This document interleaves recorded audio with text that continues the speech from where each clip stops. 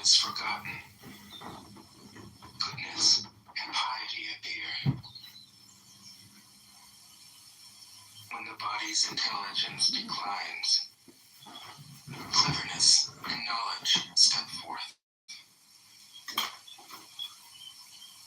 When there is no peace in the family, filial piety begins. When the country falls into chaos, patriotism is born.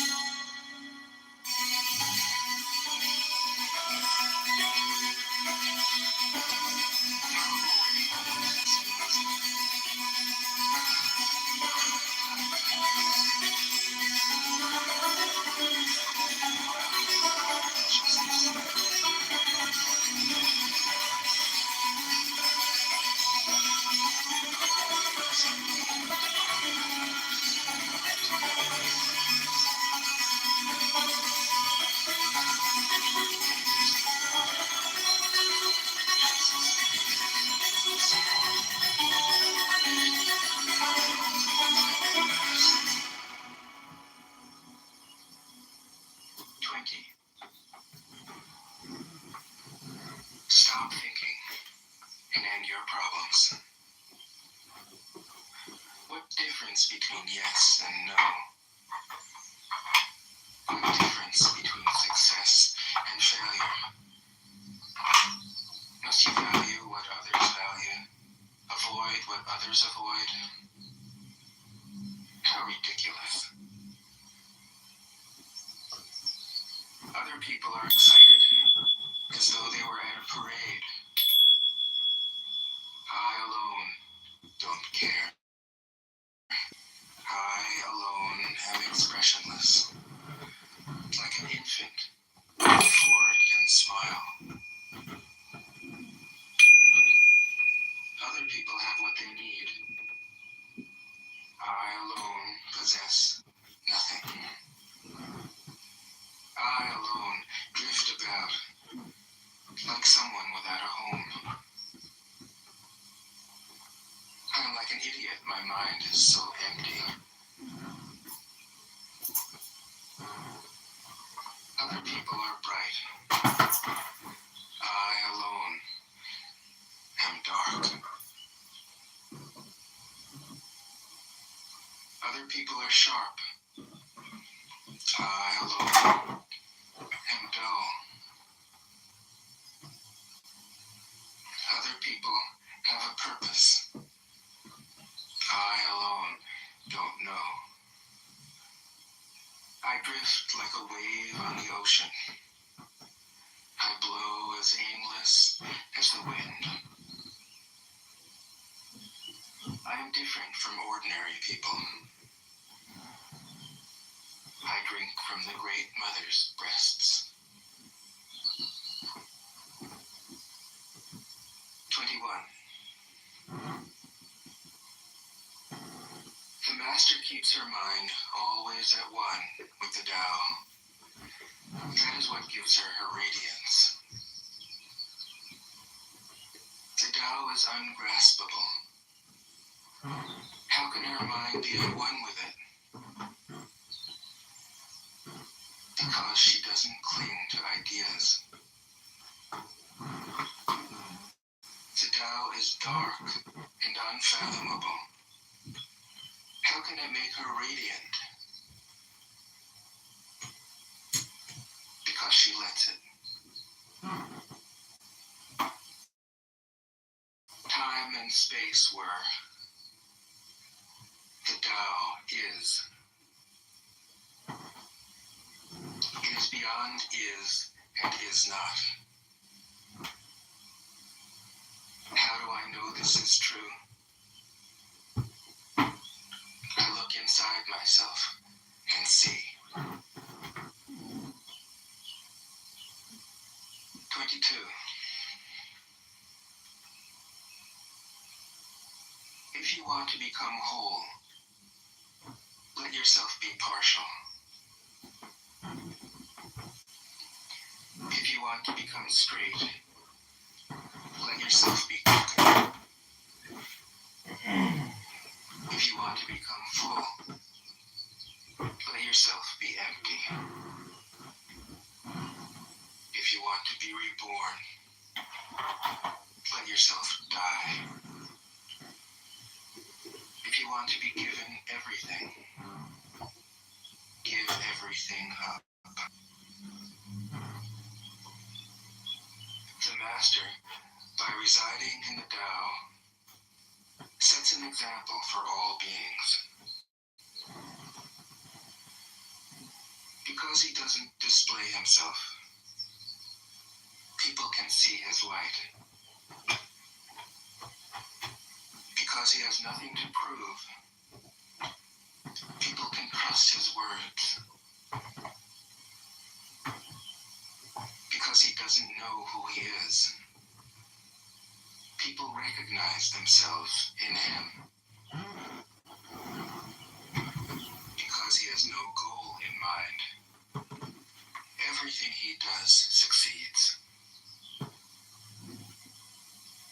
When the ancient masters said, if you want to be given everything, give everything up, they weren't using empty phrases. Only in being lived by the Tao can you be truly yourself. 23. Express yourself completely, then keep quiet. Be like the forces of nature. When it blows, there is only wind. When it rains, there is only rain. When the clouds pass, the sun shines through. If you open yourself to the Tao, you are at one with the Tao, and you can embody it completely. If you open yourself to insight, you are at one with insight, and you can use it completely. If you open yourself to loss, you are at one with loss, and you completely. Open yourself to the Tao, then trust your natural responses, and everything will fall into place. 24. He who stands on tiptoe doesn't stand firm. He who rushes ahead doesn't go far. He who vows to shine brings his own light. He who defines himself can't know who he really is. He who has power over others can't empower himself. He who clings to his work will create nothing that endures. If you want to accord with the Tao, just do your job, then let go. 25. There was something formless and perfect before the universe was born.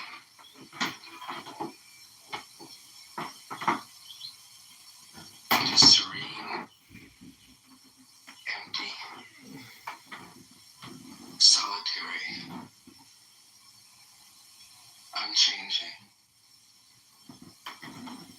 infinite, eternally present. It is the mother of the universe. For lack of a better name, I call it the Tao.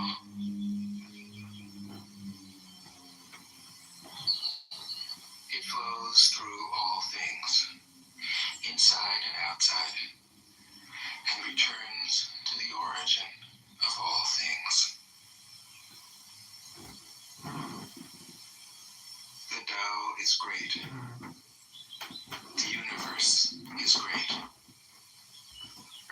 is great.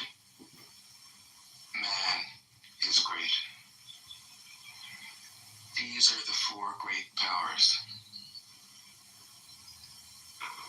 Man follows the earth.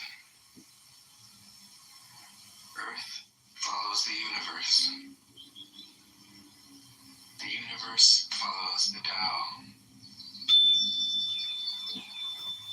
The Tao follows only itself. 26. The heavy is the root of the light. The unmoved is the source of all movement. Thus the master travels all day without leaving home. However splendid the views, she stays serenely in herself.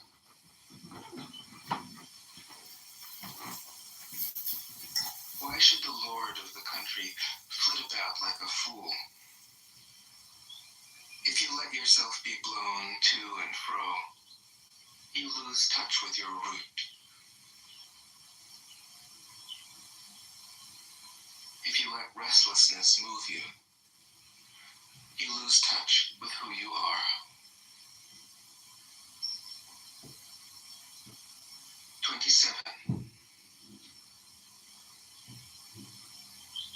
A good traveler has no fixed plans and is not intent upon arriving. A good artist lets his intuition lead him where it wants. A good scientist has freed himself of concepts and keeps his mind open to what is. Thus the master is available to all people and doesn't reject anyone. He is ready to use all situations and doesn't waste anything.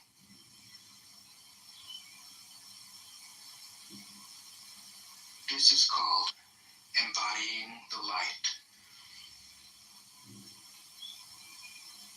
What is a good man but a bad man's teacher? What is a bad man but a good man's job? If you don't understand this, you will get lost, however intelligent you are. It is the great secret.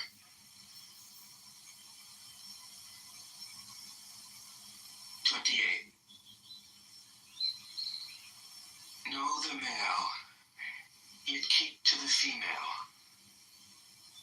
Receive the world in your arms. If you receive the world, the Tao will never leave you, and you will be like a little child. Know the white, yet keep to the black. Be a pattern for the world. If you are a pattern for the world, the Tao will be strong inside you, and there will be nothing you can't do. Know the personal, yet keep to the impersonal. Accept the world as it is. If you accept the world luminous inside you, and you will return to your primal self. The world is formed from the void, like utensils from a block of wood. The master knows the utensils, yet keeps to the block. Thus she can use all things. 29. Do you want to improve the world? I don't think it can be done. The world is sacred. can't be improved. If you tamper with it, you'll ruin it. Treat it like an object. You'll lose it.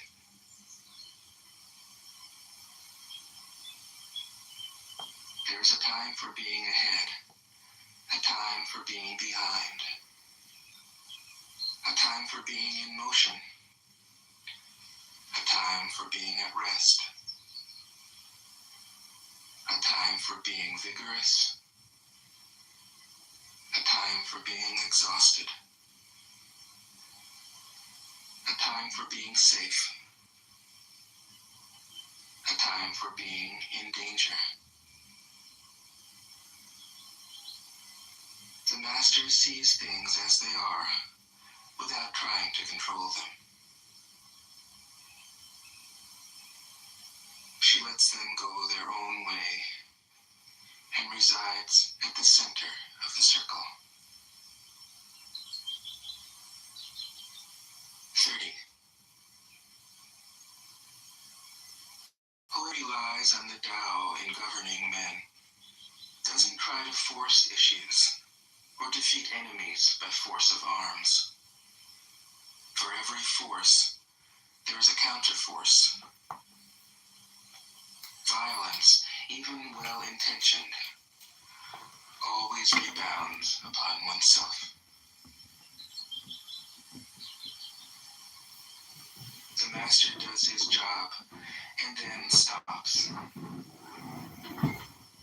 He understands that the universe is forever out of control, and that trying to dominate events goes against the current of the Tao. Because he believes in himself, he doesn't try to convince others. Because he is content with himself, heed others' approval. Because he accepts himself, the whole world accepts him. 31. Weapons are the tools of violence. All decent men detest them. Weapons are the tools of fear. A decent man will avoid them, except in the direst necessity, and if compelled, will use them only with the utmost restraint. Peace is his highest value. If the peace has been shattered, how can he be content? His enemies are not demons, but human beings like himself. He doesn't wish them personal harm, nor does he rejoice in victory. How could he rejoice in victory and delight in the slaughter of men? He enters a battle gravely, with sorrow, and with great compassion, as if you were attending a funeral. 32. The Tao cannot be perceived. Smaller than an electron, it contains uncountable galaxies.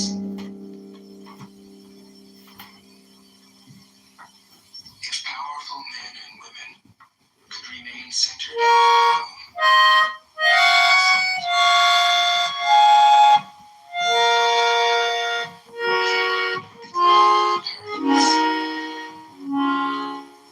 all people would be at peace, and the law would be written in their hearts. When you have names and forms, know that they are provisional. When you have institutions, know where their functions should end. when to stop. You can avoid any danger.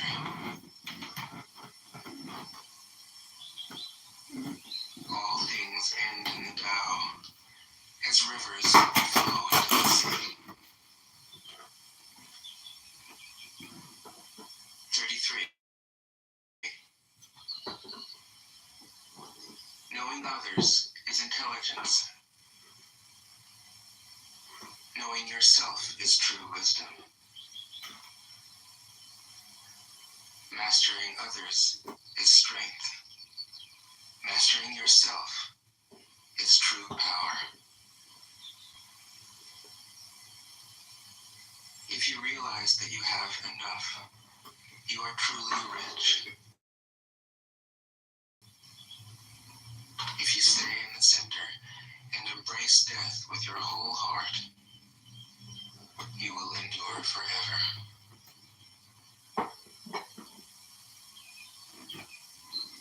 34. The great Tao flows everywhere. All things are born from it, yet it doesn't create them. It pours itself into its work, yet it makes no claim. It nourishes infinite worlds, yet it doesn't hold on to them. Since it is merged with all things and hidden in their hearts, it can be called humble. Since all things vanish into it, and it alone endures, it can be called great. It isn't aware of its greatness. Thus, it is truly great. 35. She who is centered in the Tao can go where she wishes without danger. She perceives the universal harmony, even amid great pain, because she has found peace in her heart.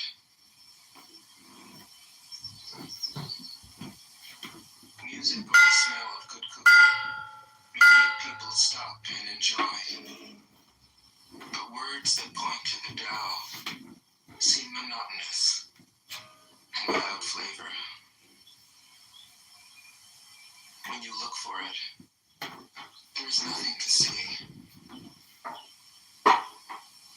When you listen for it, there's nothing to hear. When you use it, it is inexhaustible. 36. If you want to shrink something, you must first allow it to expand. If you want to get rid of something, you must first allow it to flourish. If you want to take something, you must first allow it to be given. This is called the subtle perception of the way things are. The soft overcomes the hard. The slow overcomes the fast. Let your workings remain a mystery. This is called the subtle perception of the way things are. The soft overcomes the hard. The slow overcomes the fast. Let your workings remain a mystery. Just show people the results.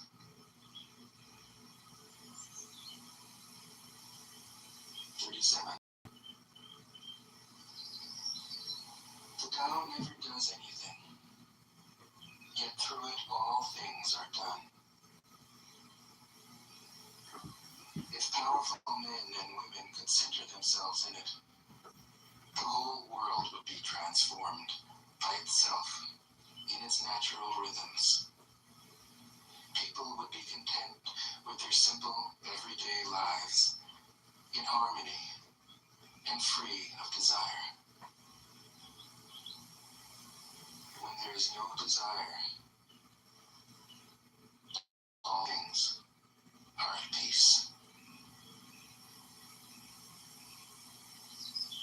38. The master doesn't cry to be powerful. Thus, he is truly powerful. The ordinary man keeps reaching for power. Thus, he never has enough. The master does nothing, yet he leaves nothing undone. The ordinary man is always doing things, yet many more are left to be done. The kind man does something, yet something remains undone. The just man does something, and leaves many things to be done. The moral man does something, and when no one responds, he rolls up his sleeves and uses force. When the doubt is lost, there is goodness. When goodness is lost, there is morality. When morality is lost, there is ritual. Ritual is the husk of true faith, the beginning of chaos. The master concerns himself with the depths and not the surface.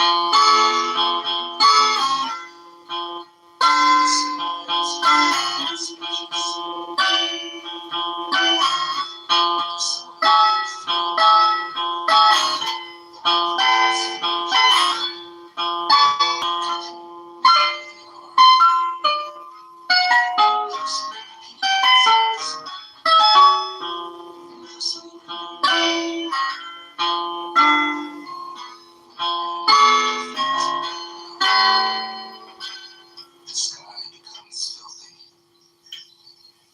The earth becomes depleted. The equilibrium crumbles. Creatures become extinct. The master views the parts with compassion because he understands the whole. His constant practice is humility.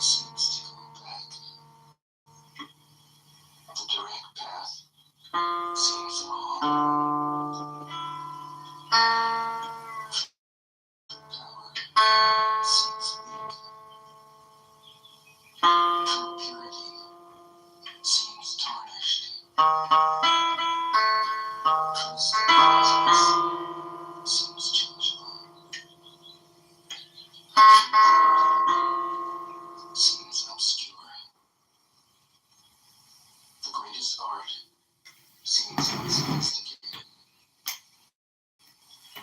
The greatest love seems indifferent. The greatest wisdom seems childish. The Tao is nowhere to be found. It's all things.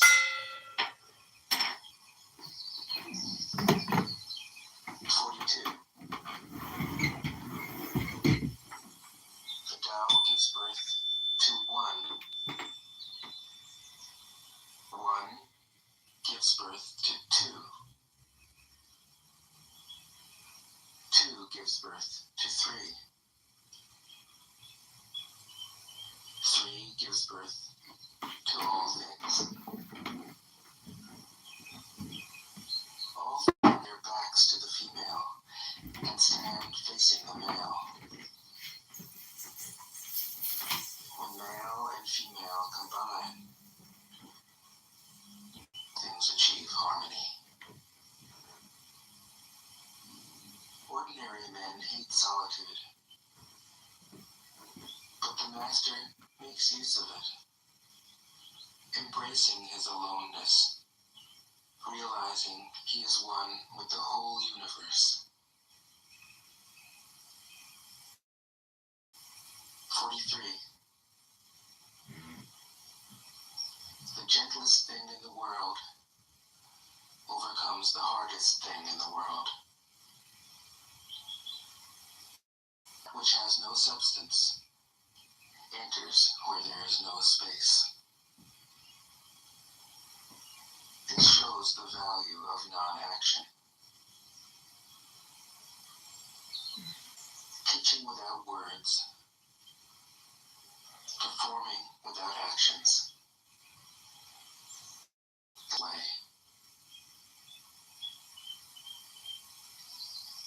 44. Fame or integrity? Which is more important? Money or happiness? Which is more valuable? Success or failure? Which is more destructive? If you look to others for fulfillment, you will never truly be fulfilled. If your happiness depends on money, you will never be happy with yourself. Be content with what you have. Rejoice in the way things are. When you realize there is nothing lacking, the whole world belongs to you. 45. True perfection seems imperfect, yet it is perfectly itself. True fullness seems empty, yet it is fully present. True straightness seems crooked. True wisdom seems foolish. True art seems artless. The master allows things to happen. She shapes events as they come. She steps out of the way and lets the Tao speak for itself.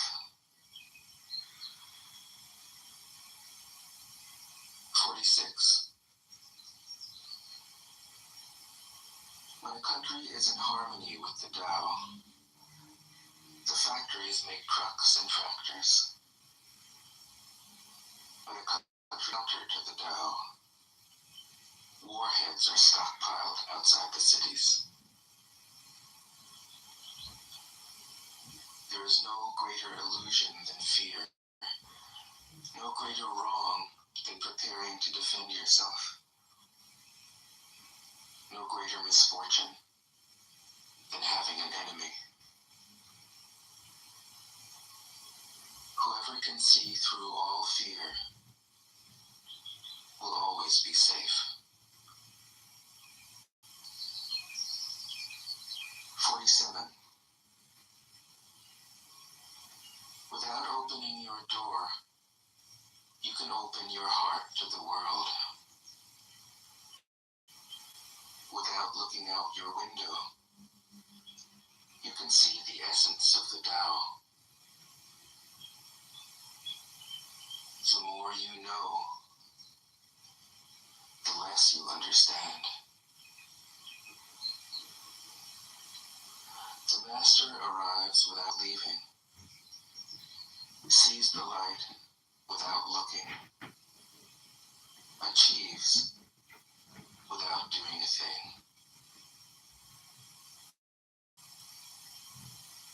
48.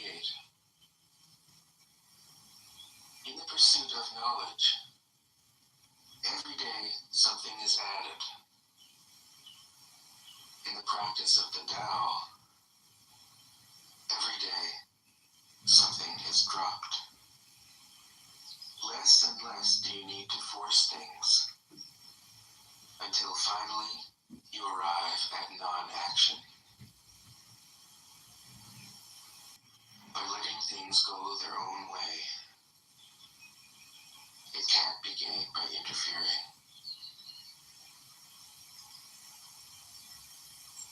49. The Master has no mind of her own.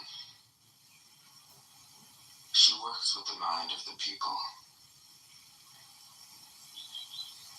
She is good to people who are good. She's also good to people who aren't good. This is true goodness. She trusts people who are trustworthy. She also trusts people who aren't trustworthy. This is true trust. The Master's mind is like space. People don't understand her. They look to her and wait. She treats them like her own children.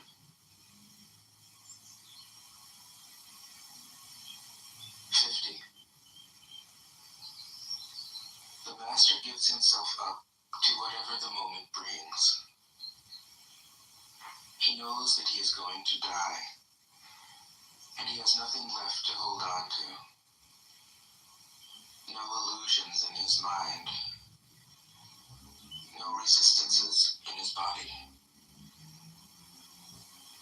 He doesn't think about his actions. They flow from the core of his being. He holds nothing back from life. Therefore, he is ready for death, as a man is ready for sleep after it.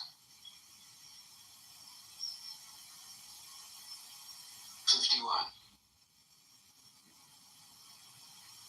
Every being in the universe is an expression of the Tao. It springs into existence, unconscious, perfect, free, takes on a physical body, lets circumstances complete it.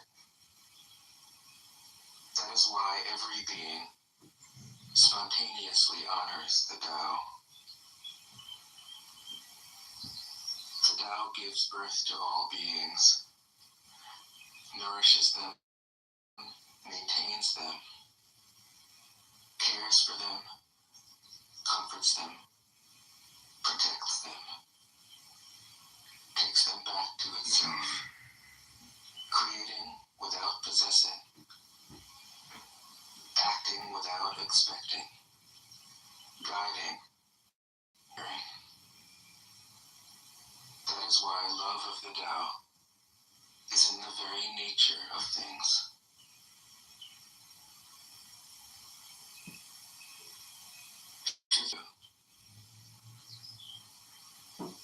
In the beginning was the Tao. things issue from it. All things return to it. To find the origin, trace back the manifestations. Recognize the children and find the mother. You will be free, girl. If you close your mind in judgments and traffic with desires, your heart will be troubled. If you keep your mind from judging and aren't led by the senses, your heart. Seeing into darkness is clarity. Knowing how to yield is strength. Use your own light and return to the source of light. This is called practicing eternity. 53. The great way is easy, yet people prefer the side paths. Be aware when things are out of. Stay centered within the Tao. When rich speculators prosper, while farmers lose their land, when government officials spend money on weapons instead of cures, when the upper class is extravagant and civil, while the poor have nowhere to turn, all this is robbery and chaos. It is in keeping with the Tao. 54. Whoever is planted in the Tao will not be rooted up. Whoever embraces the Tao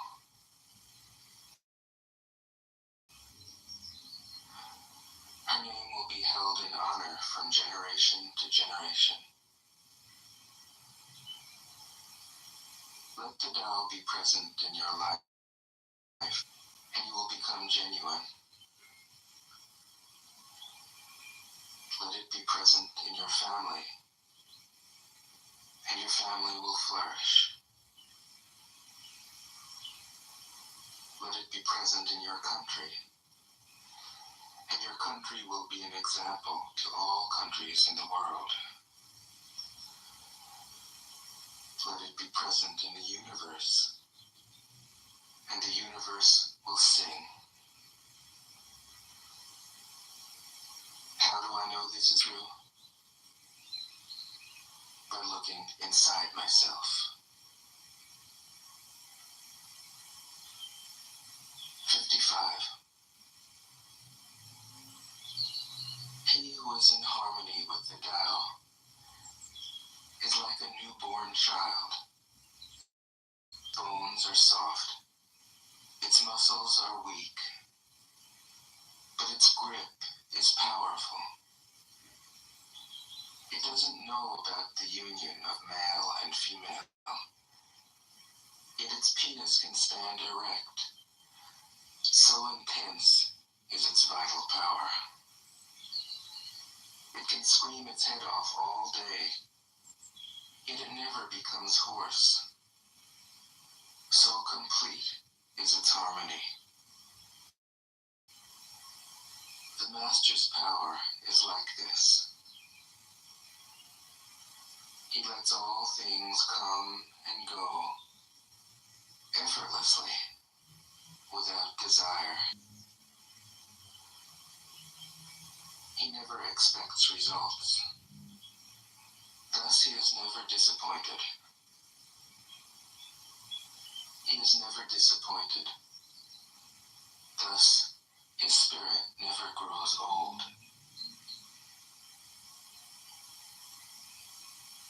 56. Those who know don't talk. Those who talk don't know. Close your mouth. Block off your senses. Blunt your sharpness. Untie your knots. Soften your glare. Settle your... This is the primal identity. Be like the Tao. It can't be approached or withdrawn from, benefited or harmed, honored or brought into disgrace. It gives itself up continually. That is why it endures. 57. If you want to be a great leader, you must learn to follow the Tao. Stop trying to control. Let go of fixed plans and concepts, and the world will govern itself. The more prohibitions you have, the less virtuous people will be. The more weapons you have, the less secure people will be. The more subsidies you have, the less self-reliant people will be. Therefore, the Master says, I let go of the law, and people become honest. I let go of economics, and people become prosperous. I let go of religion, and people become serene. I let go of all desire for the common good, and the good becomes common as grass. 58. If a country is governed with tolerance, people are comfortable and honest. If a country is governed with repression, the people are depressed and crafty.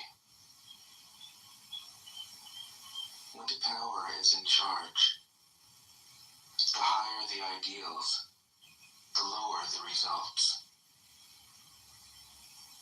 Try to make people happy, and you lay the groundwork for misery.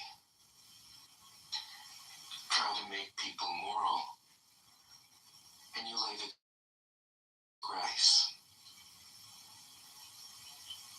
Thus the Master is content to serve as an example, and not to impose her will. She is pointed but doesn't pierce, straightforward but supple, radiant but easy on the eyes. 59. For governing a country well, there is nothing better than moderation. The mark of a moderate man is freedom from his own ideas. Tolerant like the sky, all-pervading like sunlight, firm like a mountain, supple like a tree in the wind. He has no destination in view, and makes use of anything life happens to bring his way. Nothing is impossible for him. Because he has let go, he can care for the people's welfare, as a mother cares for her child.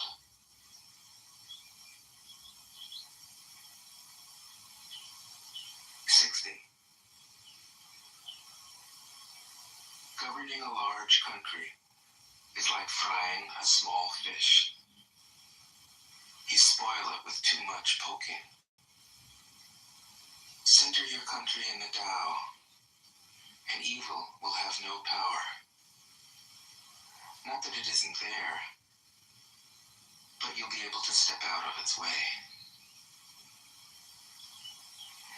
Give evil nothing to oppose, and it will disappear by itself. 61.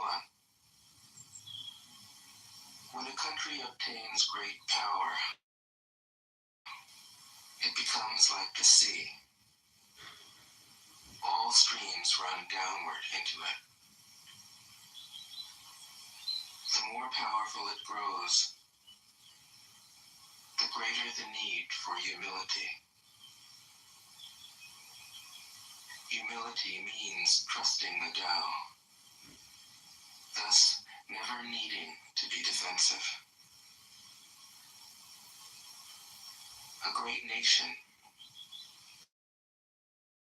and when he makes a mistake, he realizes it. Having realized it, he admits it. Having admitted it, he corrects it. He considers those who point out his faults as his most benevolent teachers.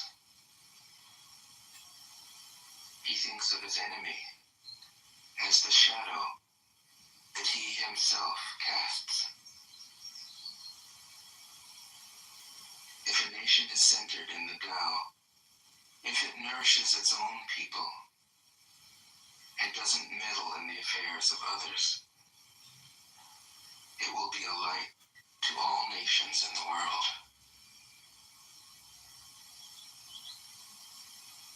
62. The Tao is the center of the universe, the good man's treasure, the bad man's refuge. Honors can be bought with fine words, good deeds, but the Tao is beyond all value, and no one can achieve it.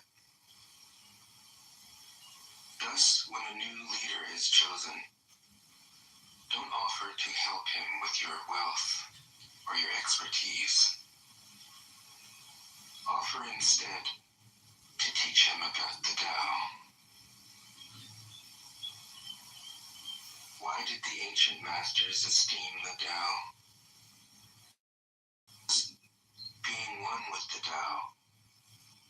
When you seek, you find. And when you make a mistake, you are forgiven. That is why everybody loves it. 63. Act without doing. Work without effort. Think of the small as large, and the few as many. Confront the difficult while it is still easy. Accomplish the great task by a series of small acts. The master never reaches for the great. Thus she achieves greatness. When she runs into a difficulty, she stops and gives to it. She doesn't cling to her own comfort. Thus, problems are no problem for her. 64. What is rooted is easy to nourish. What is recent is easy to correct. What is brittle is easy to break. What is small is easy to scatter. Prevent trouble before it arises. Put things in order before they exist. The giant pine tree grows from a tiny sprout. The journey of 1,000 miles starts from beneath your feet. Rushing into action, you fail. Trying to grasp things, you lose them. Forcing a project to completion, you was almost ripe. Therefore, the master takes action by letting things take their course. He remains as calm at the end as at the beginning. He has nothing, thus has nothing to lose. What he desires is non-desire. What he learns is to unlearn. He simply reminds people of who they have always been. He cares about nothing but the Tao. Thus, he can care for all things. 65. The ancient masters hate the people, but kindly taught them to not know. When they think that they know the answers, they guide. When they know that they don't know, people can find their own way. If you want to learn how to govern, avoid being clever or rich. This pattern is the clearest. Content with an ordinary life, you can show all people the way back to their own true nature.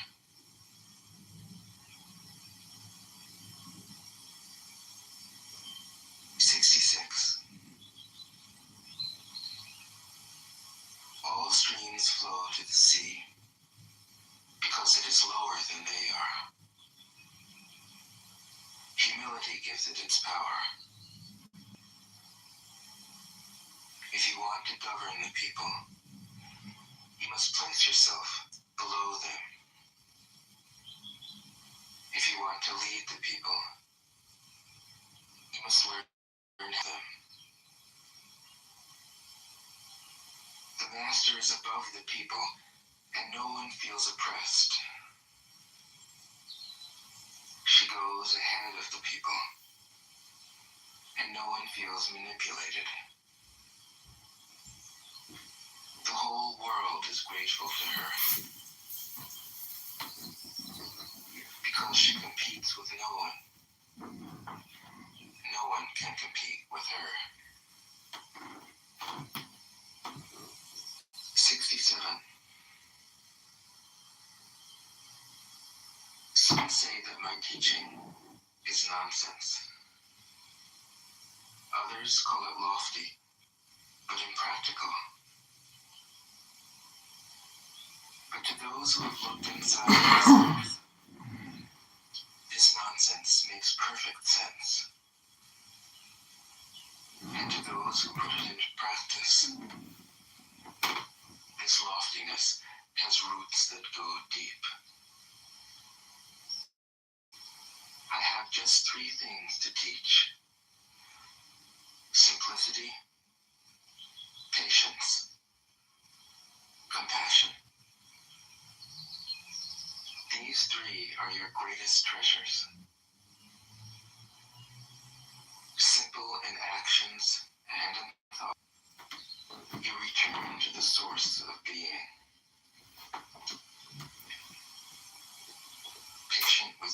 friends and enemies. You accord with the way things are. Compassionate toward yourself.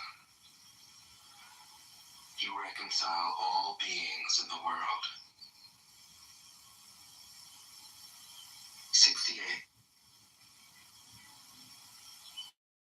Lead wants his opponent at his best. The best general enters the mind of his enemy. The best businessman serves the communal good. The best leader follows the will of the people. All of them embody the virtue of non-competition.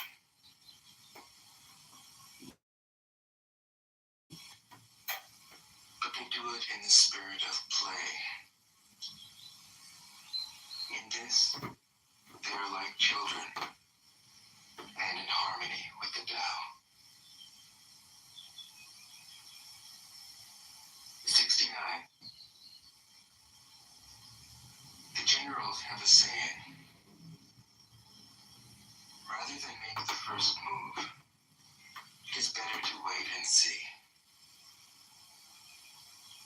Rather than advance an inch, it is better to retreat a yard. This is called going forward without advancing. Back without using weapons. There's no greater misfortune than underestimating your enemy. Underestimating your enemy means thinking that he is evil. Thus, you destroy your three treasures and become an enemy yourself. When two great forces each other, the victory will go to the one that knows how to yield. 70. My teachings are easy to understand and easy to put into practice. Yet your intellect will never grasp them, and if you try to practice them, you'll fail. My teachings are older than the world. How can you grasp their meaning? If you want to know me, look inside your heart. 71. Not knowing is true knowledge. Presuming to know is a disease. First realize that you are sick. Then you can move toward health. The master is her own physician. She has healed herself of all knowing. Thus, she is truly whole. 72. When they lose their sense of awe, people turn to religion. When they no longer trust themselves, they begin to depend upon authority. Therefore, the master steps back so that people won't be confused. He teaches without a teaching, so that people will have nothing to learn.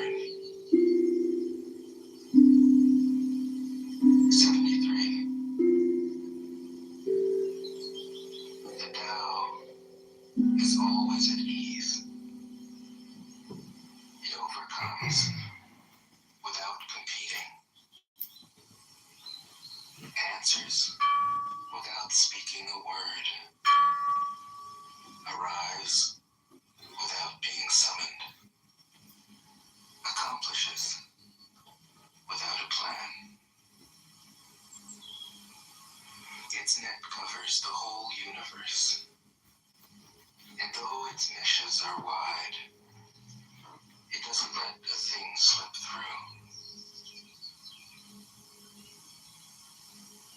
74. If you realize that all things change, there is nothing you will try to hold on to. If you aren't afraid of dying, there is nothing you can't achieve. Trying to control the future is like trying to take the master carpenter's place. When you handle the master carpenter's tools, chances are that you'll cut your hand. 75. When taxes are too high, people go hungry. When the government is too intrusive, people lose their spirit. Act for the people's benefit. Trust them. Leave them alone. 76. Men are born soft and supple. Dead, they are stiff and hard. Plants are born tender and pliant. Dead, they are brittle and dry. Thus, whoever is stiff and inflexible is a disciple of death. Whoever is soft and yielding is a disciple of life. The hard and stiff will be broken. The soft and supple will prevail.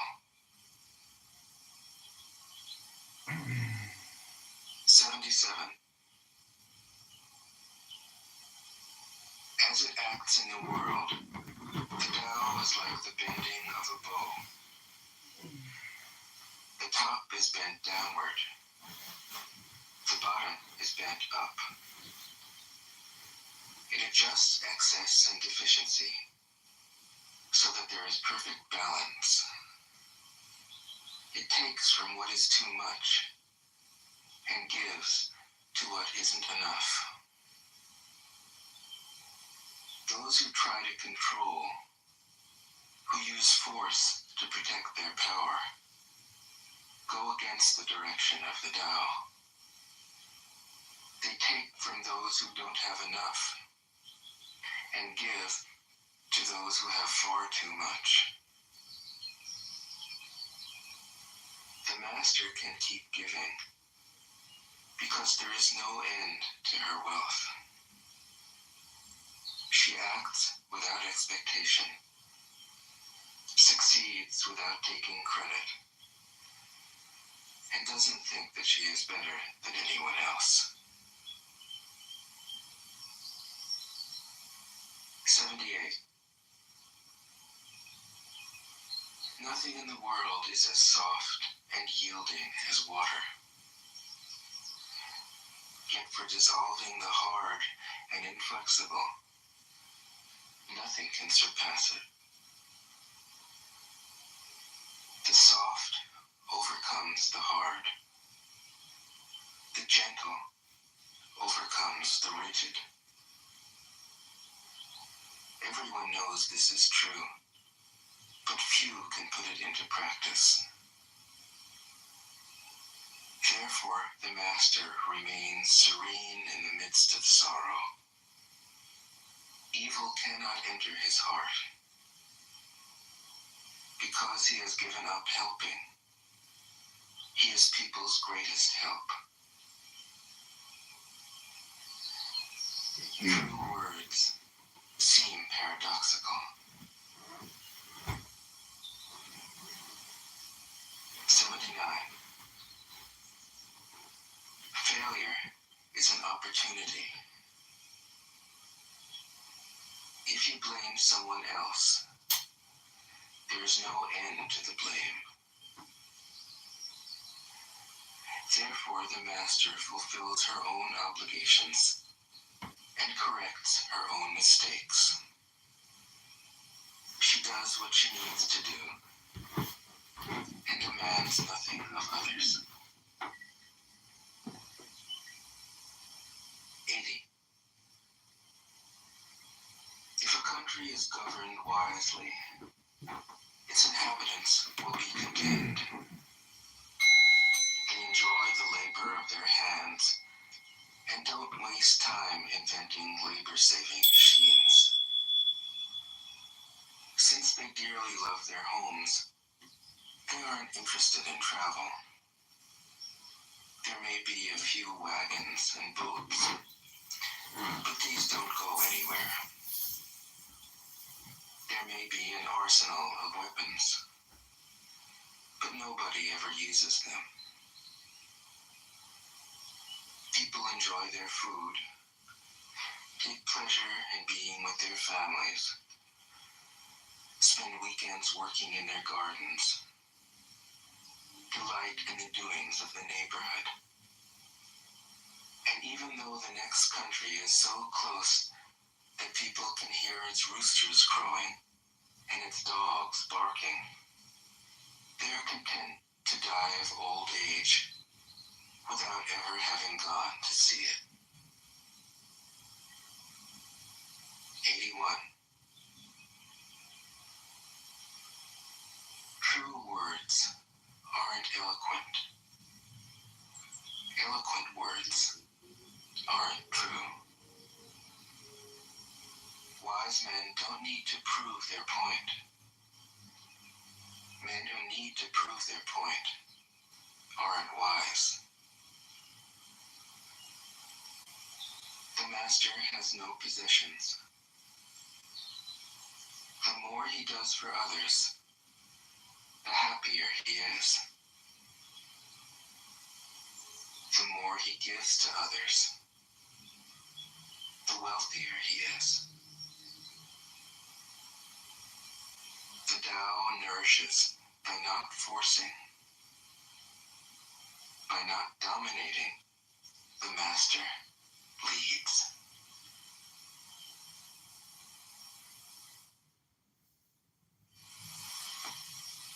Tao Te Ching can be translated as the book of the imminence of the way, or the book of the way and of how it manifests itself in the world, or simply the book of the way. Since it is already well known by its Chinese title, I have let that stand. About Lao Tzu, its author, there's practically nothing to be said. He may have been an older contemporary. Thus, it is like the Tao. Indwelling, live.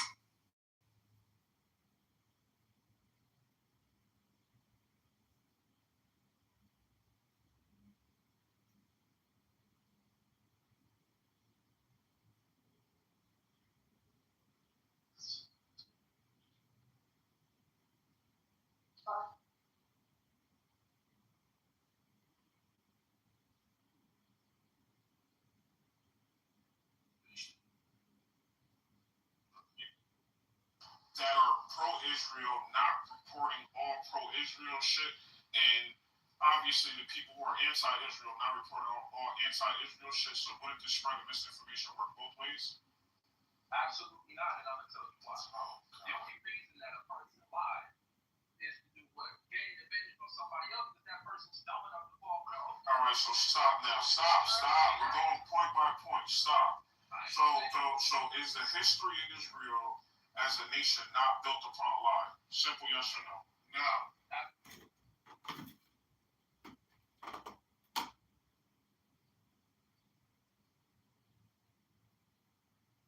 Any other brother that wants to open up to the women and they can give their feedback and shit, but I'm just trying to make sure all the brother gets feed. Alright, give it to the hyenas, man. Bruh. Women go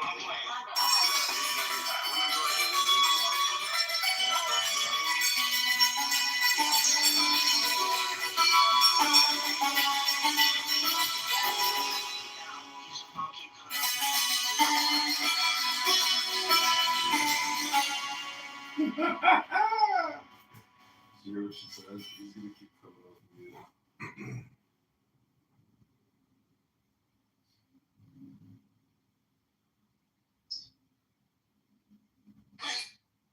Why didn't we see the same behavior? When you say the same behavior, are you only talking about like just like gun violence? That's one example. We did not see black people killing each other at the levels we do now, and they were poor back then. Let me ask you this: did we have as many guns in the streets? Yes. Oh hell, fuck yeah, we did. No, we didn't. No, up the Rob, don't do this. Don't do this.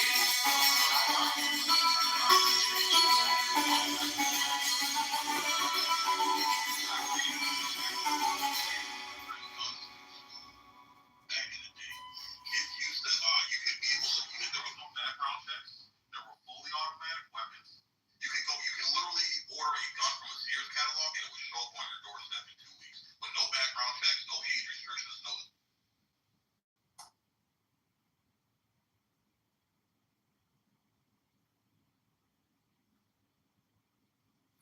Close to the ground. In thinking, keep to the simple. In conflict, be fair and generous. In governing, don't try to control. In work, do what you enjoy. In family life, be completely present. When you are content to be simply yourself and don't compare or compete, everybody will respect you.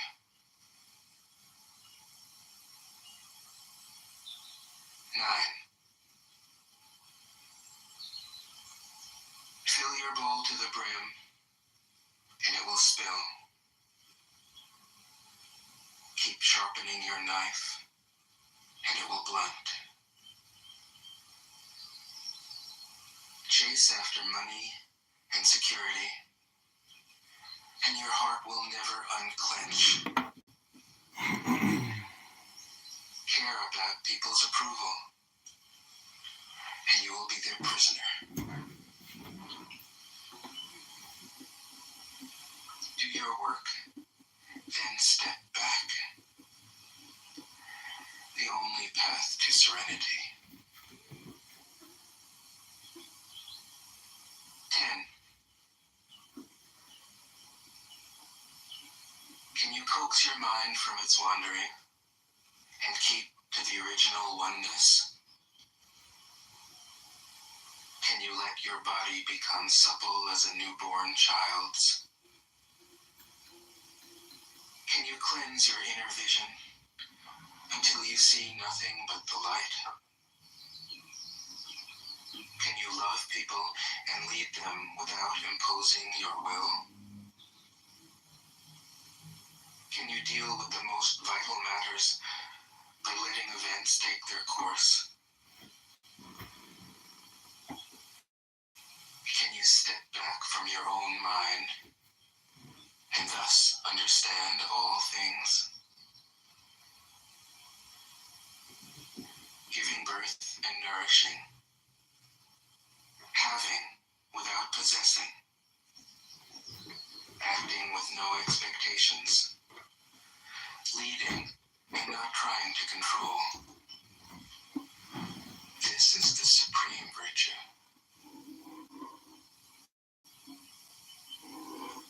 11. We join spokes together in a wheel, but it is the center hole that makes the wagon move. We shape clay into a pot, but it is the emptiness inside that holds whatever we want. We hammer wood for a house, but it is the inner space that makes it livable. We work with being, but non-being is what we use.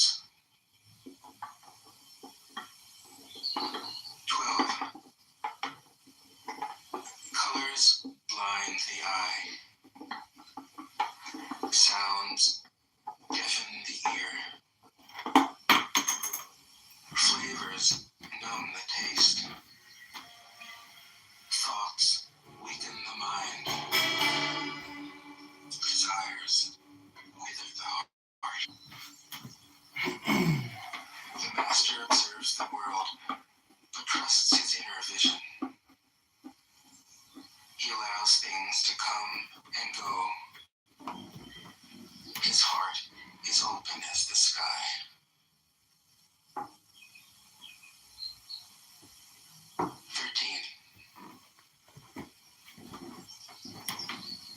Success is as dangerous as failure.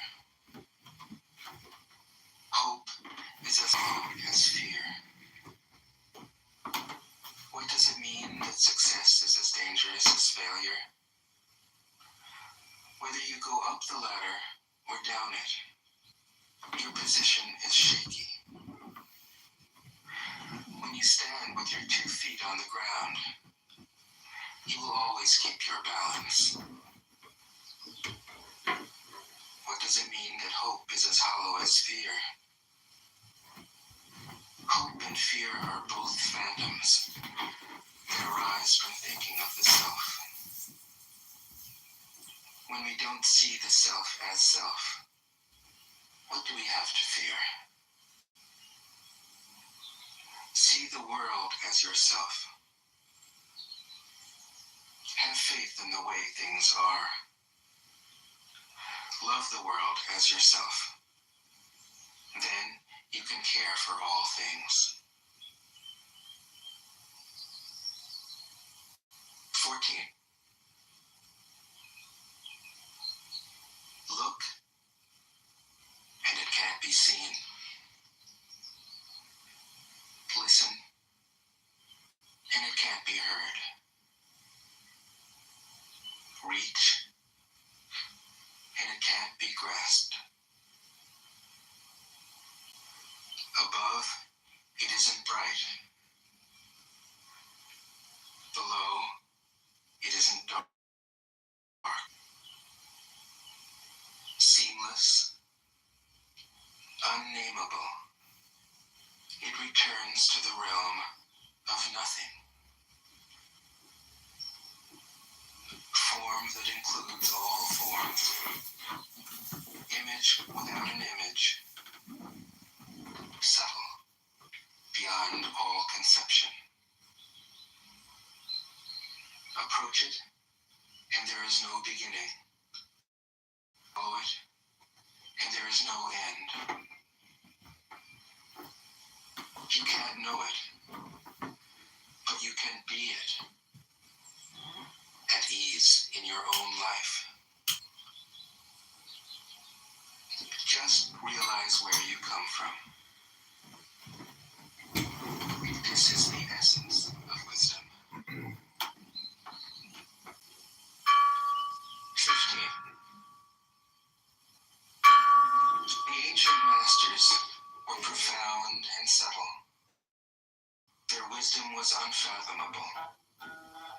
There is no way to describe it. All we can describe is their appearance. They were careful as someone crossing an iced-over stream, alert as a warrior in enemy territory, courteous as a guest, fluid as melting ice, shapeable as a block of wood, receptive as a valley, clear as a glass of water. Do you have the patience to wait till your mud settles and the water is clear? Can you remain unmoving till the right action arises by itself? The master doesn't seek fulfillment. Not seeking, not expecting. She is present and can welcome all things. 16. Empty your mind of all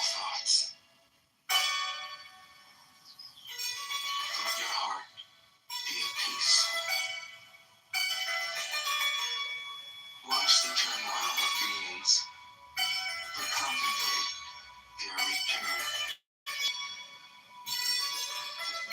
Each simple being in the universe returns to the common source. Returning to the source is serenity. If you don't realize the source, you stumble in confusion and sorrow. When you realize where you come from, you naturally become tolerant, disinterested, amused, kind-hearted as a grandmother, dignified as a king, immersed in the wonder of the Tao. You can deal with whatever life brings you. And when death comes, you are ready. 17. When the master governs, the people are hardly aware that he exists. Next best is a leader who is loved. Next, one who is feared. The worst is one who is despised. If you don't trust the people, you make them untrustworthy. The master doesn't talk, he acts. When his work is done, they say, amazing, we did it, all by ourselves. 18. When the great Tao is forgotten, goodness and piety appear. When the body's intelligence declines, cleverness and knowledge step forth. When there is no peace in the family, filial piety begins. When the country falls into chaos, patriotism is born. 19. Throw away holiness and wisdom, and people will be 100 times happier. Throw away morality and justice, and people will do the right thing. Throw away industry and profit, and there won't be any thieves. If these three aren't enough, just stay at the center of the circle and let all things take their course. 20. Stop thinking and end your problems. What difference between yes and no? What difference between success and failure? Must you value what others value, avoid what others avoid? How ridiculous. Other people are excited, as though they were at a parade. I alone don't care. I alone am expressionless, like an infant before it can smile. Other people have what they need. I alone possess nothing. I alone drift about, like someone without a home. I'm like an idiot, my mind is so empty. Other people are bright. I alone am dark. Other people are sharp. I alone am dull. people have a purpose. I alone don't know. I drift like a wave on the ocean. I blow as aimless as the wind. I am different from ordinary people. I drink from the grapes. 21. The Master keeps her mind always at one with the Tao. That is what gives her her radiance. The Tao is ungraspable. How can her mind be at one with it? Because she doesn't cling to ideas. The Tao is dark and unfathomable. How can I make her radiant? Because she lets it. Since before time and space were, the Tao is. It is beyond is and is not. How do I know this is true? I look inside myself and see. 22.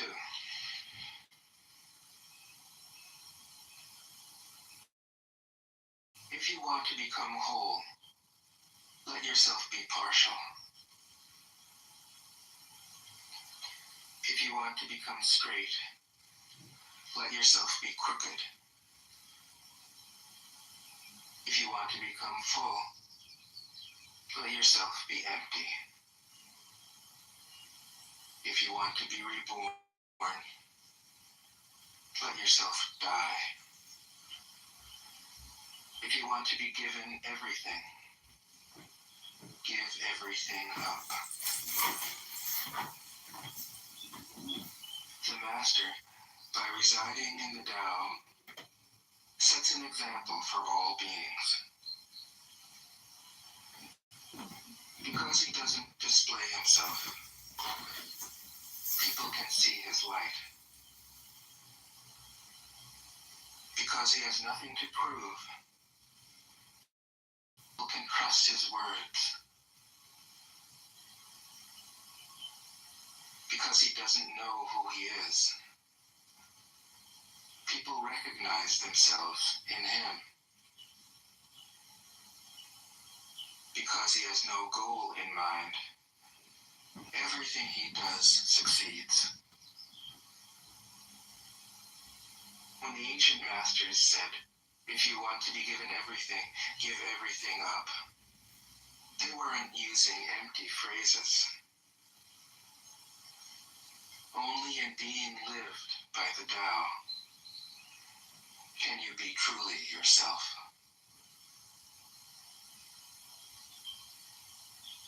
23.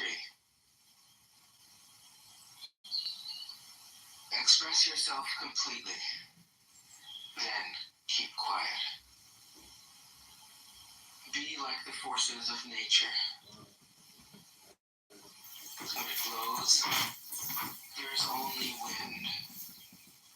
When it rains, there is only rain.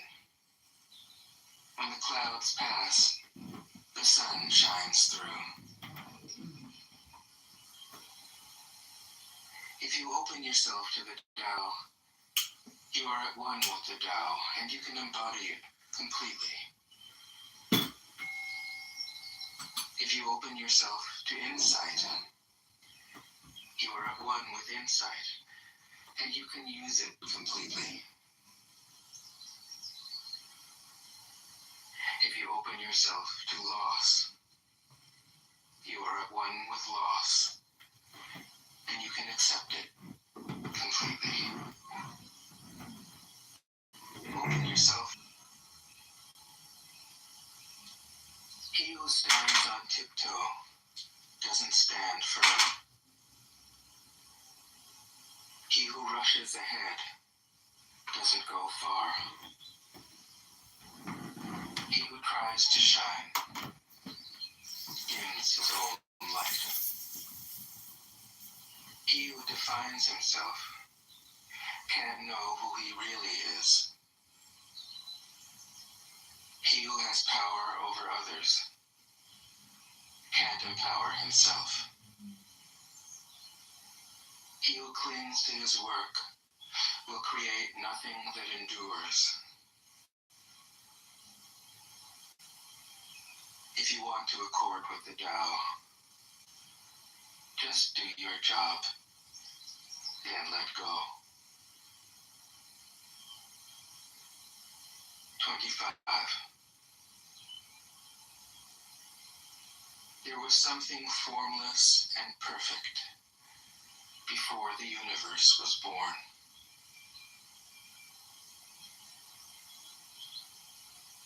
It is serene, empty, solitary, unchanging, infinite, eternally present.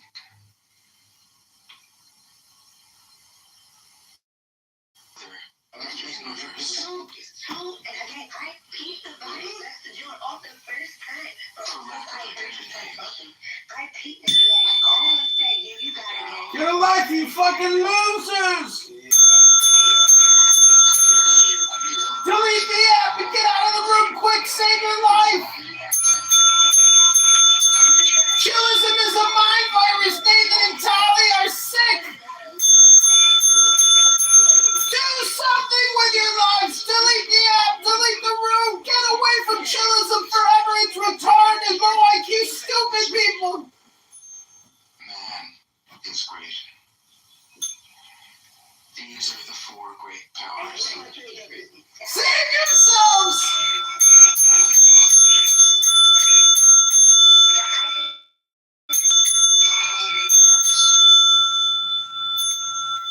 The universe follows the Tao.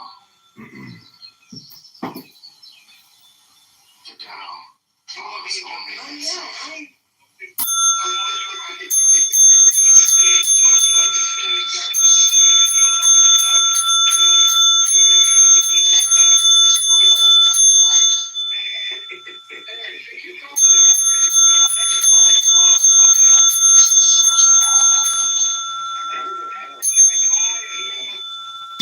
Thus the master travels all day without leaving home. However splendid the views, she stays serenely in herself.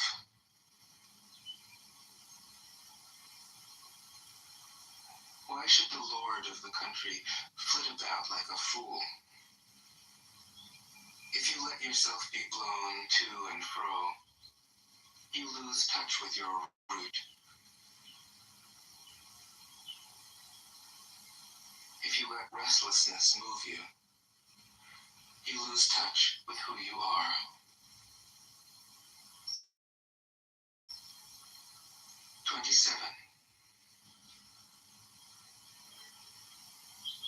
A good traveler has no fixed plans and is not intent upon arriving. A good artist lets his intuition lead him wherever it wants. A good scientist has freed himself of concepts and keeps his mind open to what is. Thus the master is available to all people and doesn't reject anyone. He's ready to use all situations and doesn't waste anything.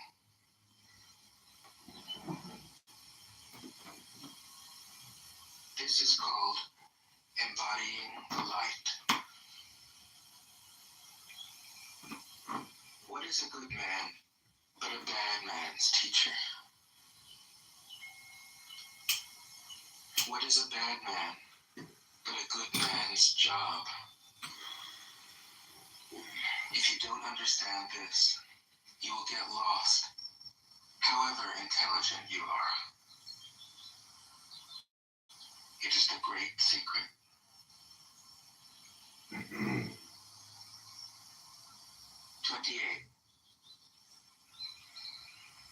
Know the male, yet keep to the female. Receive the world in your arms.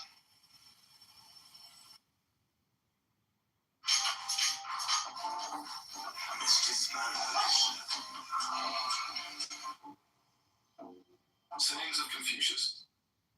Thieves that break into our light. Your goody-goody people are the thieves of virtue. The master said, would that I could do without speaking. Sun Kung said, if our master never spoke, how could we, his disciples, transmit his doctrines? The master replied, does God speak? The four seasons hold on their course, and all things continue to live and grow. Yet, tell me, does God speak? Girls and servants are the most difficult people to handle. If you treat them familiarly, they become disrespectful. If you keep them at a distance, they resent it. Individual virtue. The master said, is he not a princely man? He who is never vexed that others know him not?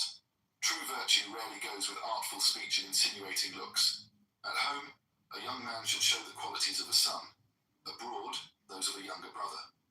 He should be circumspect but truthful. He should have charity in his heart for all men, but associate only with the virtuous. After thus regulating his conduct, his surplus energy should be devoted to literary culture.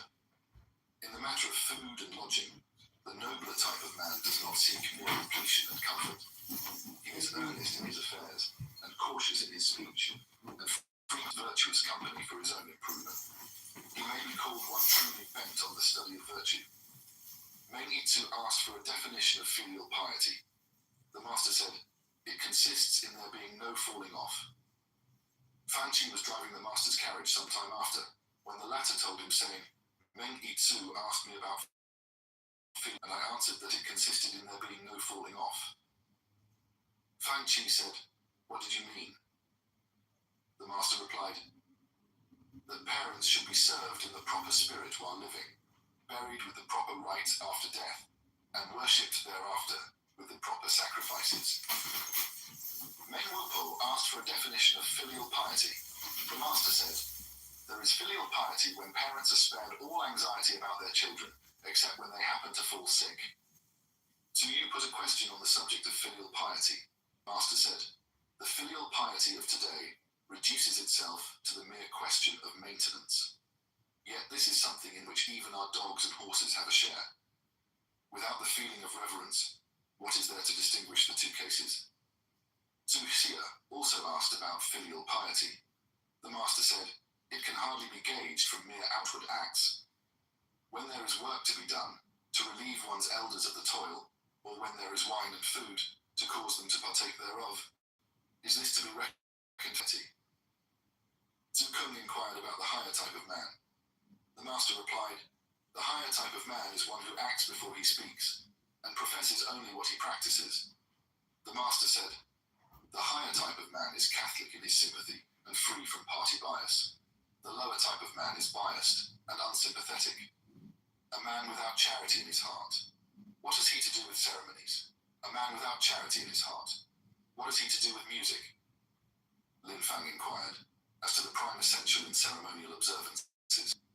The master said, that is a great question indeed. In all rites, simplicity is better than extravagance. In mourning for the dead, heartfelt sorrow is better than punctiliousness.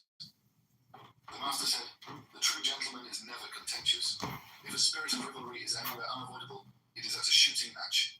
Yet even here he courteously salutes his opponents before taking up his position, and again when, having lost, he retires to drink the forfeit cup. So that even when competing, he remains a true gentleman. It is the spirit of charity which makes a locality good to dwell in. He who selects a neighborhood without regard to this quality cannot be considered wise. Only he who has the spirit of goodness within him is really able either to love or to hate. The princely man never for a single instant quits the path of virtue. In times of storm and stress, he remains in it as fast as ever. The nobler sort of man in his progress through the world has neither narrow predilections nor obstinate antipathies. What he follows is the line of duty. The noble is the knowledge of his duty.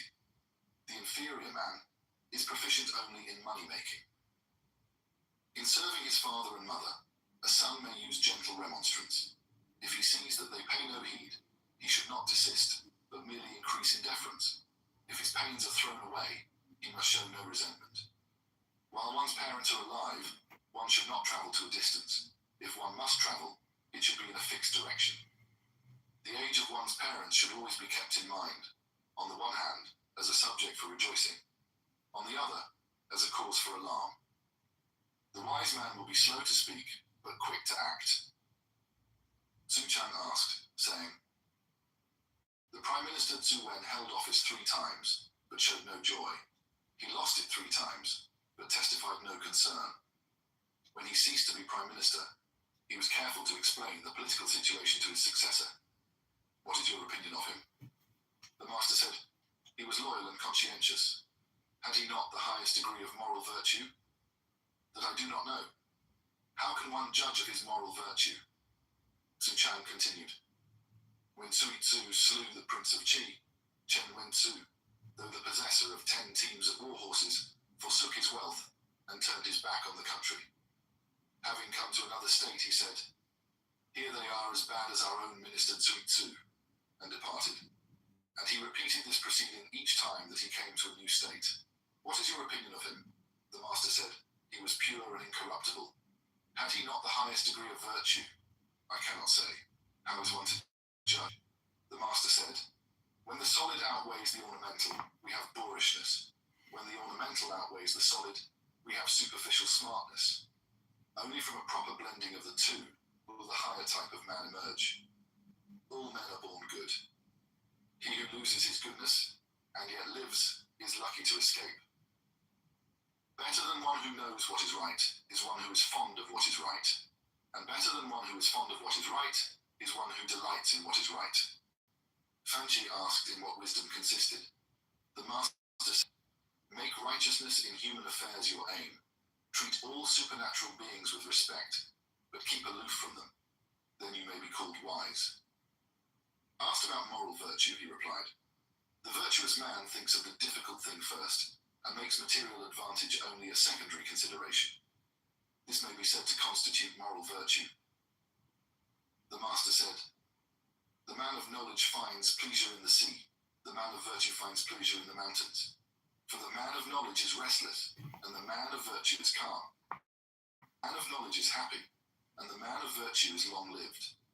The higher type of man, having gathered wide objective knowledge from the branches of polite learning, will regulate the whole by the inner rule of conduct, and will thus avoid overstepping the limit. That virtue is perfect, which adheres to a constant mean. It has long been rare amongst men."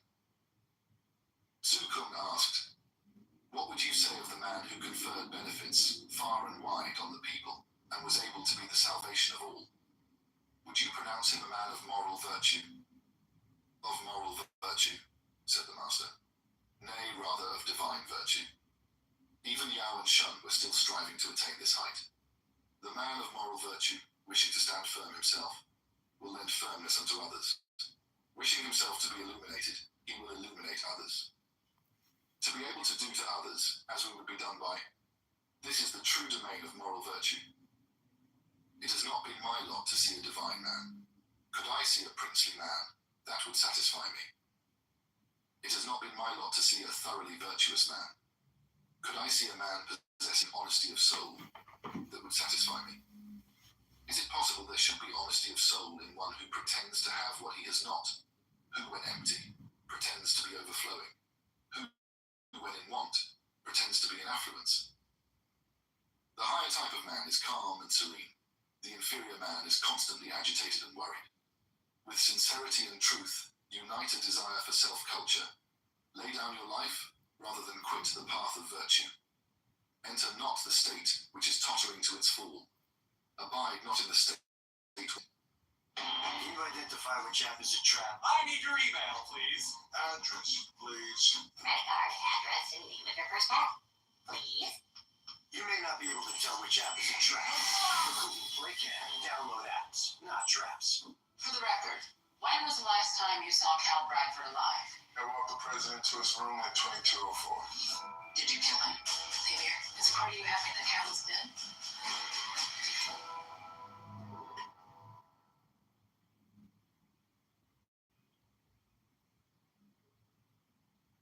Sedition is rampant.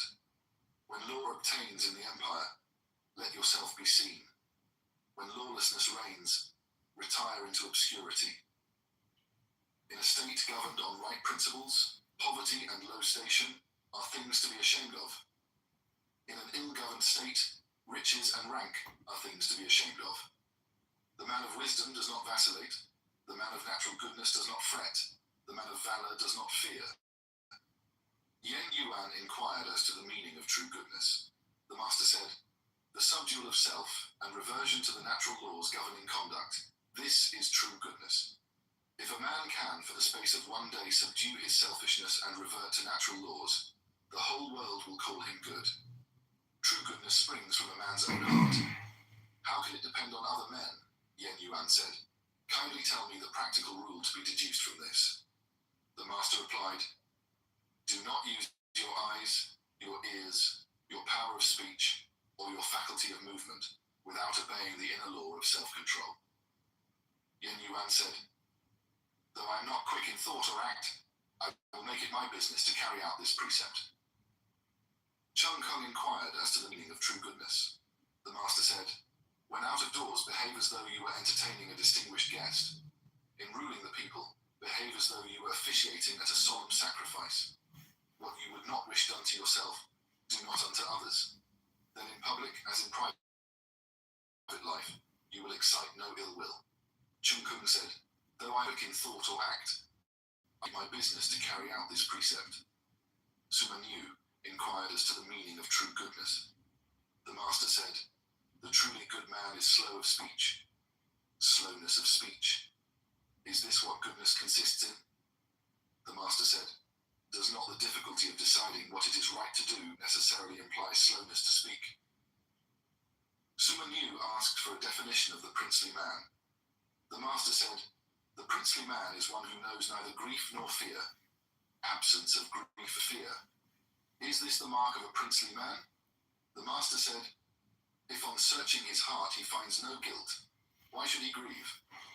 Of what should he be afraid?" Su Chang asked.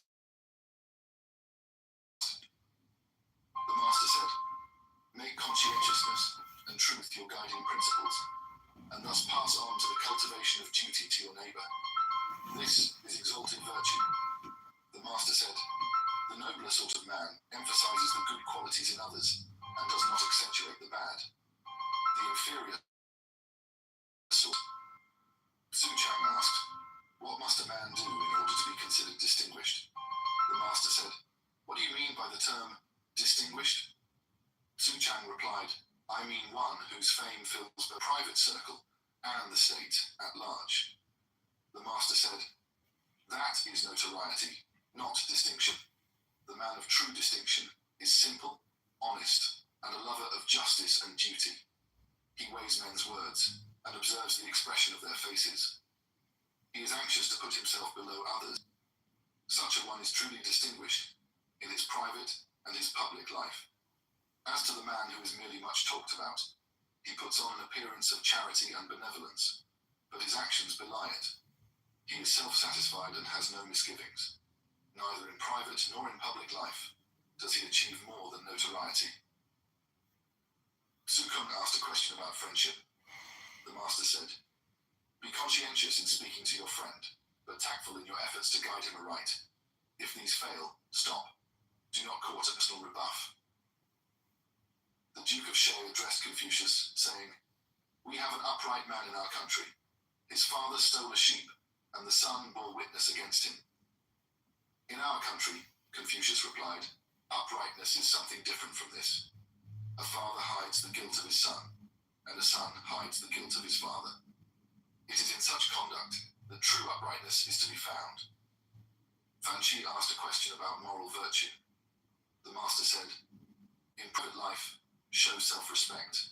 In the management of affairs, be attentive and thorough. In your dealings with others, be honest and conscientious. Never abandon these principles, even among savages." The master said, "The nobler sort of man is accommodating but not obsequious.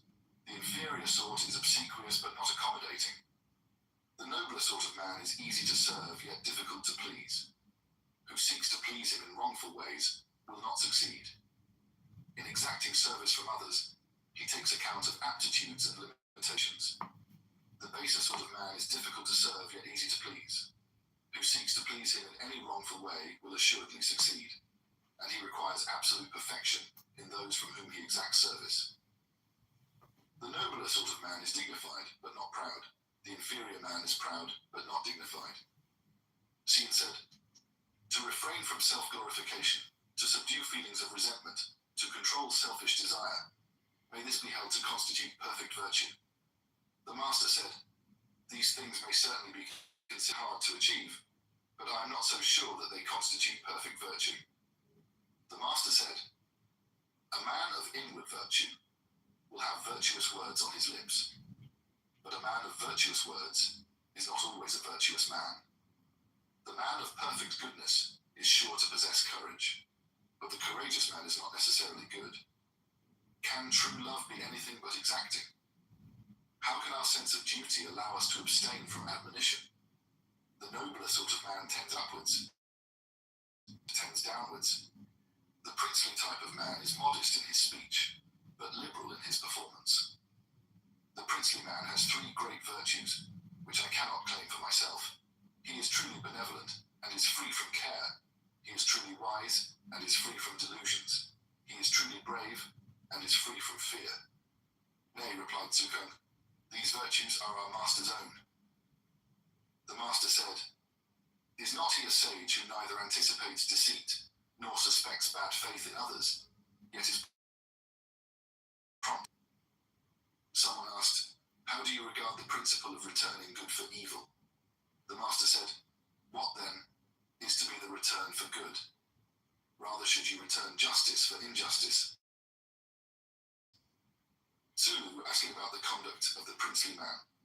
The master said, "He cultivates himself so as to gain in self-respect. Does he rest content with that?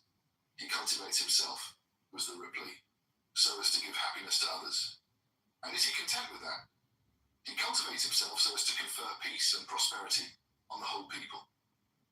By self-cultivation to confer peace and prosperity on the whole people, was not this the object which Yao and Shun still labored to attain? Tsukung asked for advice on the practice of moral virtue. The master replied, "If an artisan wants to do his work well, he must begin by sharpening his tools. Even so, among the great men of your country, you should serve the wise and good, and make friends of men who have this moral virtue." The master said, "The higher type of man makes a sense of duty the groundwork of his character, blends with it in action a sense of harmonious proportion, manifests it in a spirit of unselfishness, and perfects it by the addition of sincerity and truth. Then indeed is he a noble character. The higher type of man seeks all that he wants in himself. The inferior man seeks all that he wants from others. The higher type of man is firm, but not quarrelsome, sociable, but not clannish. The wise man does not esteem a person more highly because of what he says, neither does he undervalue what is said because of the person who says it." Tsukung asked, saying, "Is there any one maxim which ought to be acted upon throughout one's whole life?" The master replied, "Surely the maxim of charity is such: do not unto others what you would not they should do unto you." The nobler sort of man pays special attention to 9 points. He is anxious to see clearly, hear distinctly, to be kindly in his looks, respectful in his demeanor, conscientious and earnest in his affairs. When in doubt, he is careful to inquire. When in anger, he thinks of the consequences. When offered an opportunity for gain, he thinks only of his duty. Su Chang asked Confucius a question about moral virtue.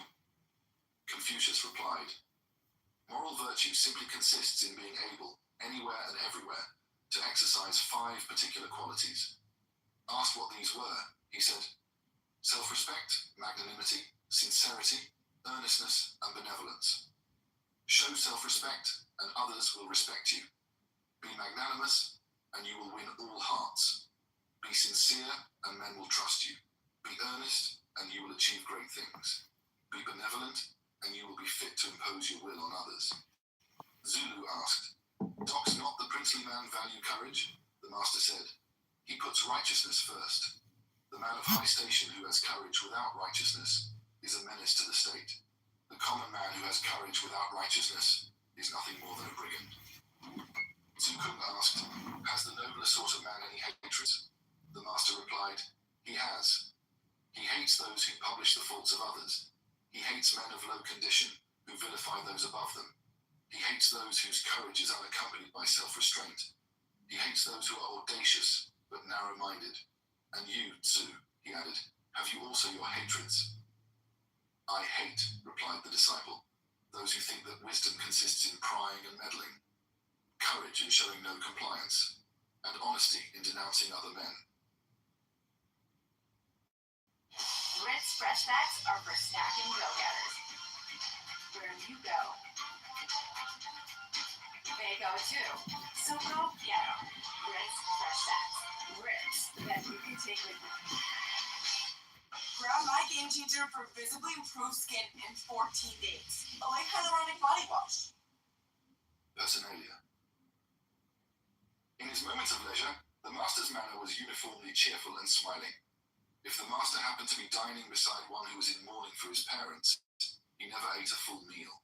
He never sang on any day in the course of which he had been bewailing a death. The master would never talk about prodigies, feats of strength, crime, or supernatural beings.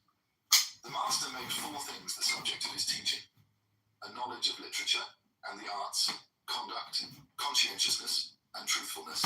The master fished with a line, but not with a net. When he went out with bow and arrow, he only shot at birds on the wing. If the master happened to be with singers, and they sang a piece well, he would get them to repeat it, when he would also join in the song himself. The master was affable, yet grave, stern, but not fierce, attentive in his behavior, and yet calm. The master seldom spoke of money-making, of the laws of providence, or of...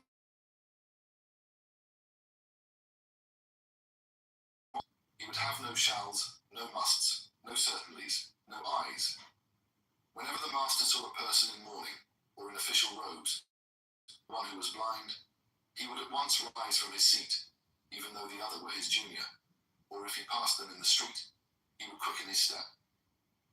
Once, when the master was lying seriously ill, Zulu got the disciples to act the part of ministers of state. In an interval of his sickness, Confucius said, "What a long time Yu has been keeping up this imposture, in pretending to have ministers attendant on me when I have none. Whom am I deceiving? Am I deceiving God? But apart from that, is it not to breathe my last in the arms of my disciples, than that I should die in the midst of officials? And after all, though I may not be accorded the honour of a public funeral, I am not dying out on the high road." The master wished to settle among the 9 eastern tribes. Someone said, "How can you? They are savages." The master replied, "If a higher type of man dwelt in their midst, how could their savage condition last?" Confucius in his native village was simple and unassuming. He gave the impression of being no great speaker. In the ancestral temple and at court, he spoke fluently, but with a certain reserve. At court, he spoke to the ministers of lower rank with frankness and affability. To those of higher rank he spoke quietly, but with decision. In the presence of his sovereign, he seemed full of awe, but at the same time, grave and collected. When employed by the prince in the reception of distinguished visitors, his expression would change, and his legs seemed to bend under him. Standing in the presence of the visitors, he saluted them with clasped hands, turning about from right to left, and keeping the skirt of his robe properly adjusted, back and front. He then hastened forward with arms extended, like the wings of a bird.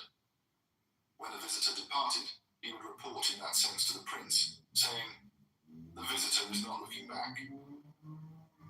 When he entered the gate of the palace, he seemed to bend his body as though the gate were not large enough to let him pass. He did not stand in the middle of the doorway, nor in passing through did he set foot on the threshold. When he passed the prince's throne, his expression seemed to change, his legs seemed to bend under him, and words seemed to fail him. Holding up his robe with both hands, he ascended the dais, his body slightly bent, and holding his breath as though he dared not breathe. When he came out from his audience and had descended the first step, his countenance lost its anxious expression, and he looked serene and happy. When he reached the bottom of the steps, he hastened away with his arms outstretched like wings. But when he got back to his place, he still seemed full of awe. He carried the prince's regalia with body slightly bent, as though he could hardly support its weight. He raised it to the height of his head, and lowered it again to the height of his chest. His countenance indicated nervousness, and he dragged his feet as though something held them to the ground. In offering presents as an ambassador, his appearance was sedate. At a private audience, he wore a pleased look. He would not eat meat that was clumsily cut, or served without its proper sauce. Although there might be an abundance of meat, he never let it exceed in quantity the vegetable food. In wine alone, he laid down for himself no particular limit, but he never reached the stage of intoxication. He took ginger at every meal. He did not eat much. When eating, he did not converse. When in bed, he did not speak. Even though he had nothing but coarse rice and vegetable soup, he would always reverently offer some to the ancestral spirits. He would not sit on a mat that was placed awry. On one occasion, Chi Kang-tsu having sent him some medicine, he bowed as he received it, saying, "Not being familiar with this drug, I would not venture to try it." His stables having been burnt down, the master on his return from the court said, "Has anyone been hurt?" He did not ask about the horses. If the prince sent him a present of cooked meat, he would sit down to taste it on a properly placed mat. If the prince sent him a present of raw meat, he would have it cooked and offer it in sacrifice. If the prince sent him a live animal, he would keep it alive. When the prince summoned him to his presence, he would go on foot without waiting for his carriage. If any of his friends died who was without a home or relations, he would say, "I will see to the funeral." In bed, he did not lie like a corpse. In his home life, his manner was not too formal. At the sight of a person in mourning, though it might be an intimate acquaintance, he would always look grave. On meeting an official in uniform or a blind man, however ragged, he would always show him some mark of respect. When a rich banquet was set before him, he would show his appreciation in his looks and rise to return thanks. He would change countenance at a thunderclap or a sudden squall of wind. When in his carriage, he would not look behind him, talk rapidly, or point with his finger. Duke Ling of Wei asked Confucius about the disposition of troops in warfare. Confucius answered, "I know something about the arts of peace, but I have never studied the art of war." And on the morrow he departed. But when he came to the state of Chen, he was cut off from supplies, and his followers were so enfeebled that they could hardly stand. Zulu indignantly sought the master's presence, saying, "Is it for the princely man to feel the pinch of privation?" The master replied, "Assuredly privation may come his way, but it is only the baser type of man who under it grows demoralized and reckless." Mian, a blind musician, having called on Confucius, the master said to him when he came to a flight of steps, "Here are the steps," and when he came to the mat which was spread for him, "Here is your mat." When all the visitors were seated, the master told him who they were, saying, "So-and-so is sitting here, so-and-so is sitting there." After Mian had gone, Su Chang asked, saying, "Is it the proper thing to speak thus to a musician?" The master replied, "Assuredly it is right to give this help to a blind man." The people of Qi sent a band of singing girls as a present to the Duke of Lu, and Qi Huangsu accepted the gift. For 3 days after that, no court was held, and Confucius departed. 2 trees are regrown for every tree used. Charmin. The history of winning started here. Naturally, we called our stuff Gatorade. Confucius's estimate of others. The master said, I may talk all day to Hui without his putting in a word of criticism or dissent, just as though he were deficient in understanding. But after he has left me, I find, on examining his private conduct, that he knows for all that how to exemplify my teaching. No, Hui is not deficient in understanding. Zukun asked, saying, What so is your opinion of me? I would liken you to, replied the master, to a vessel limited in its function. What sort of vessel? Asked Zukun. A richly ornamented sacrificial vessel, was the reply. Someone remarked that Jung had goodness of heart, but no cleverness of speech. The master said, Of what use is cleverness of speech? Those who are always ready to assail others with their tongue are sure to make themselves disliked. As to Jung's goodness of heart, I have no certain knowledge. But how would he benefit by having cleverness of speech? The master said, My teaching makes no headway. How and if I were to board a raft and float away over the sea, my friend Yu would come with me, I feel sure. Zulu, hearing this, was glad. The master continued, Yu surpasses me in his love of daring, but he lacks discretion and judgment. Meng Wupo asked whether Zulu had true moral virtue. The master replied, I do not know. Asked a second time, the master said, You might be trusted to organize the military levies of a large and powerful state, but whether he is possessed of true virtue, I cannot say. And what is your opinion with regard to Chao? The master said, Chao might be entrusted with the government of a district, numbering 1,000 households or 100 war chariots, but whether he has true virtue, I cannot say. And Chi, what of him? The master said, Chi might be employed to stand in his official dress at a royal levee and converse with the visitors and guests. Whether he has true virtue, I cannot say. The master addressing Zukung said, Which of the two is the better man, you or Hui? Zukung replied, How can I venture to compare myself with Hui? Hui hears one point and promptly masters the whole. I hear one point and am only able to feel my way to a second. The master agreed. No, you are not equal to Hui. Neither of us two is equal to Hui. Tsai Yu used to sleep during the day. The master said, Rotten wood cannot be carved. Walls made of dirt and mud cannot be plastered. What is the good of reprimanding you? At first he continued, My way of dealing with others was to listen to their words and to take their actions upon trust. Now, my way is to listen to what they say and then to watch what they do. This change in me is owing to you. The master said, I have never yet met a really strong character. Someone suggested Shen Chang. The master said, Cheng is a slave to his passions. How can he possess strength of character? Zukung said, I am anxious to avoid doing to others that which I would not have them do to me. The master said, Su, you have not got as far as that. The master said of Su Chang that he had four of the qualities of the princely man. In his personal demeanor, he was grave. In serving those above him, he was attentive. In his care for the people, he was kind. In his ordering of the people, he was just. The master said, Lin Ping knows the art of associating with his friends. However old the acquaintance may be, he always treats them with the same respect. Ling Su's behavior was wise, so long as his country was well governed. When revolution came, his behavior was stupid.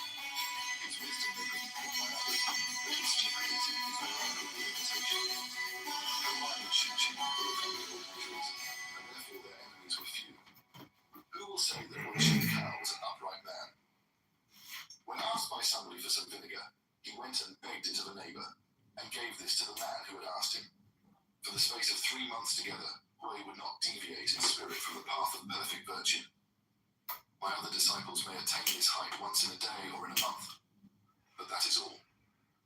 Po Niu lying sick unto death, the master went to visit him. He clasped his hand through the window and said, He is dying. Such is fate. Alas, that such a man should have such an illness. That such a man should have such an illness. The master said, Hui was indeed a philosopher. Other men living as he did in a miserable alley, with a single dish of food and a single bowl of drink, could not have endured the distress. But Hui was invariably cheerful. He was a philosopher indeed. Jiang Qiu said, It is not that I have no joy in my master's teaching. It is my strength that fails me. The master replied, those whose strength fails them fall fainting by the way. What you do is to set up bounds which you will not attempt to pass. The master said, Main Chief Fan is no braggart. Once after a defeat, when he was bringing up the rear, he whipped his horse as he was about to enter the city gate and cried, it is not courage that makes me last. It is my horse that won't gallop fast enough. The master addressing Yen Yuan said, it is only you and I who would be content to accept public employment when it was offered to us, and to retire into obscurity when we were dismissed. Zulu then said, if you, sir, had the conduct of 3 legions, whom would you associate with yourself in the command? I would not, replied the master. Choose a man who would attack a tiger unarmed, cross a river without a boat, or sacrifice his life without a moment's regret. Rather should it be one who would not embark on an enterprise without anxiety, and who was accustomed to lay his plans well before putting them into execution. The master said, Taipo may be said to have reached the summit of virtue. Having resolutely renounced the imperial throne, he put it out of the people's power to glorify his act of renunciation. In the Emperor Yu, I find no loophole for censure. His own food and drink were plain, but his offerings to the ancestral spirits showed extreme piety.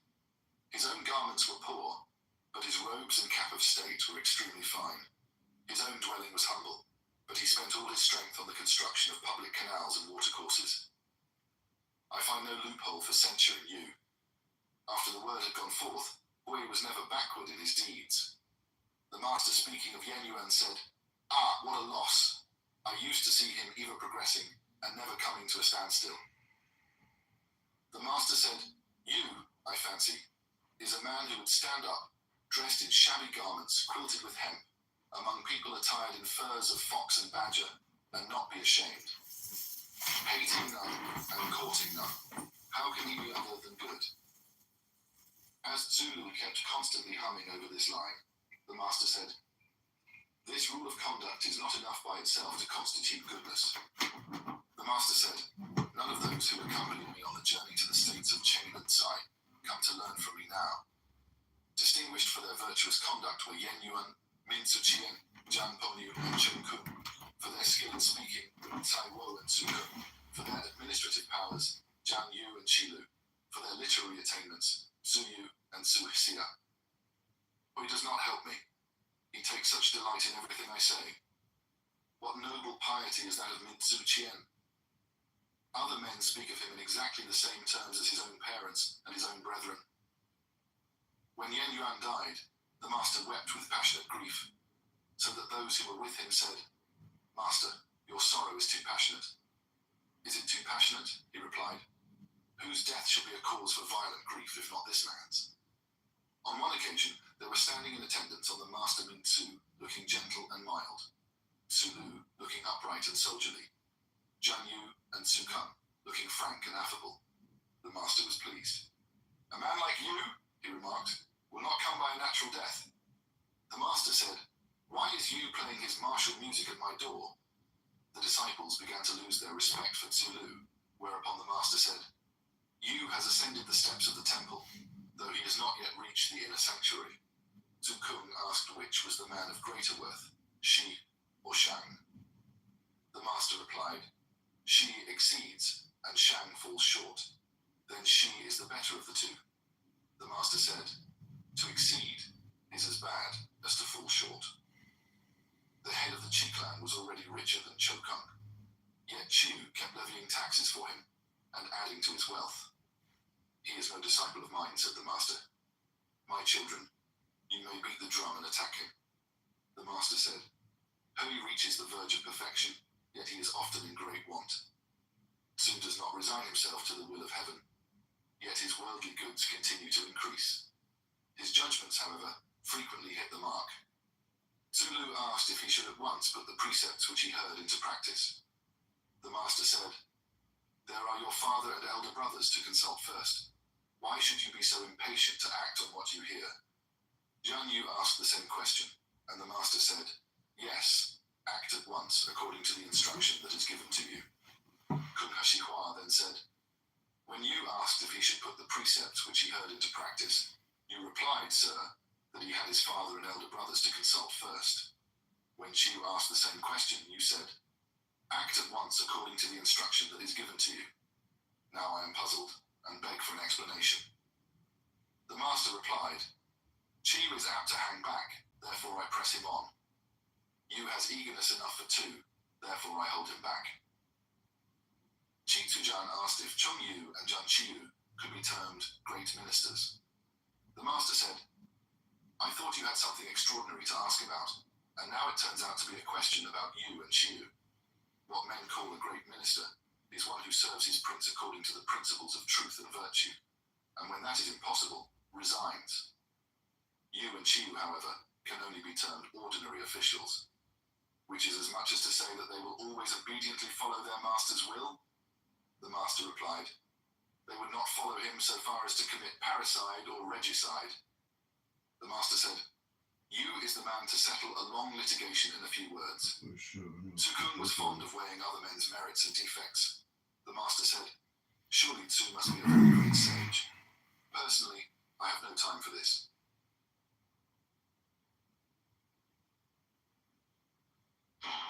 Can you tell which app is a trap?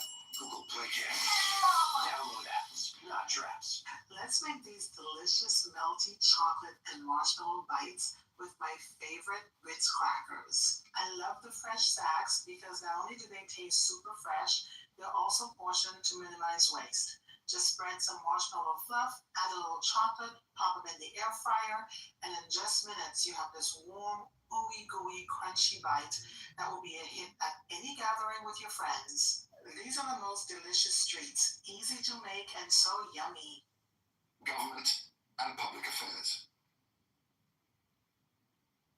The master said, in ruling a country of 1,000 chariots, there should be scrupulous attention to business, honesty, economy, charity, and employment of the people at the proper season. A virtuous ruler is like the pole star, which keeps its place, while all the other stars do homage to it. People despotically governed and kept in order by punishments may avoid infraction of the law, but they will lose their moral sense. People virtuously governed and kept in order by the inner law of self-control will retain their moral sense, and moreover become good. Duke Ai asked, saying, what must I do that my people may be contented? Confucius replied, promote the upright and dismiss all evildoers, and the people will be contented. Promote the evildoers and dismiss the upright, and the people will be discontented.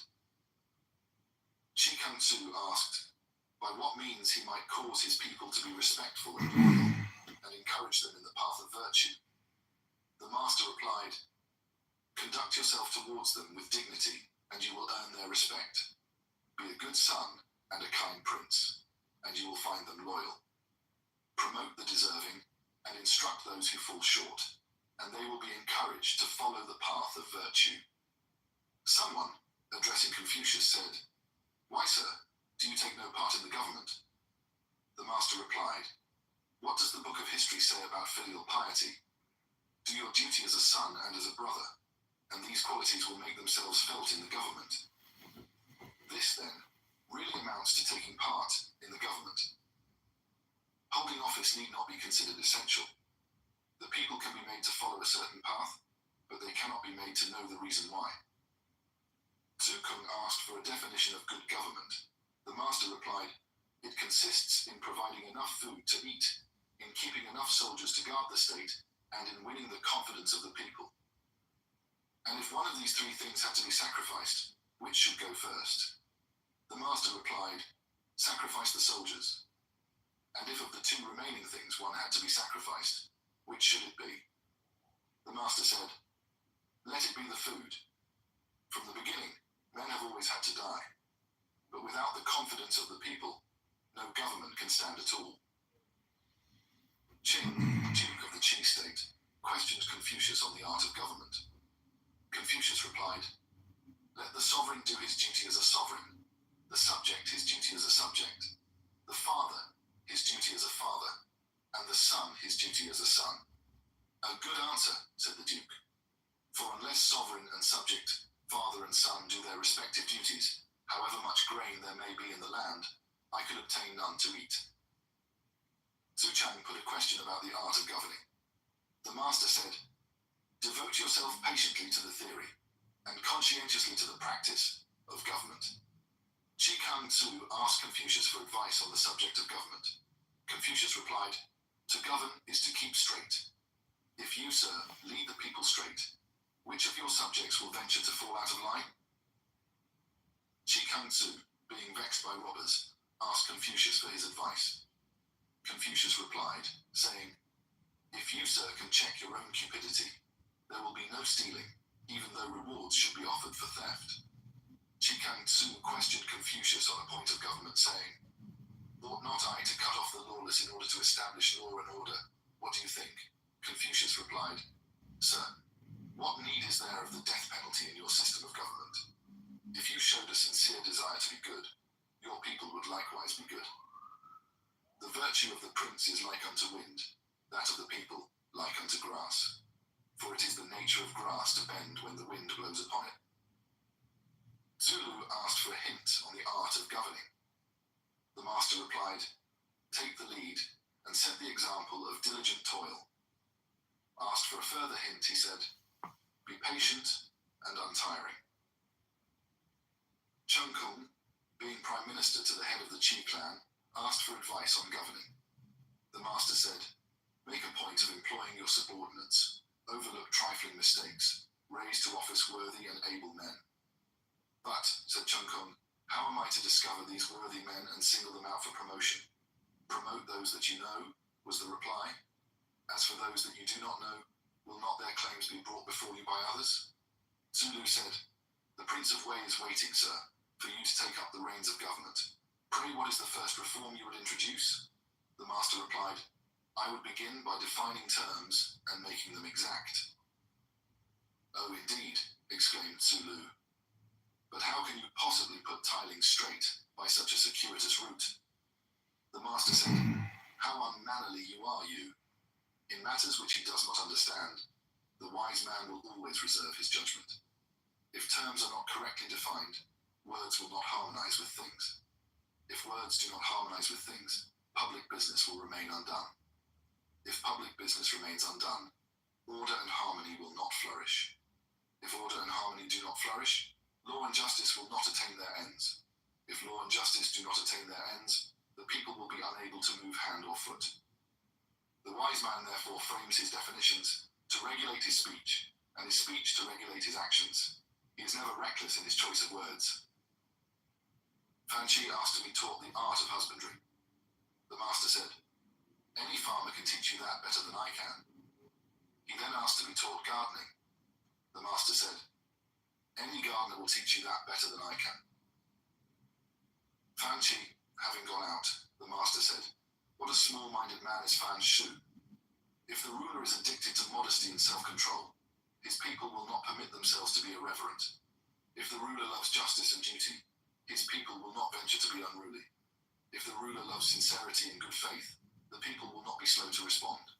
Such being his qualities, the people will flock to him from all quarters, with their babes strapped to their backs.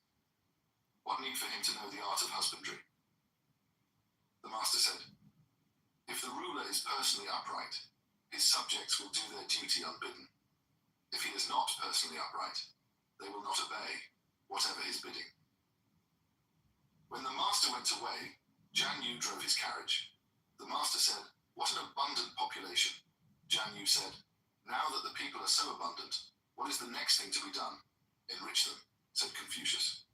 And having enriched them, what then? Teach them, was the reply.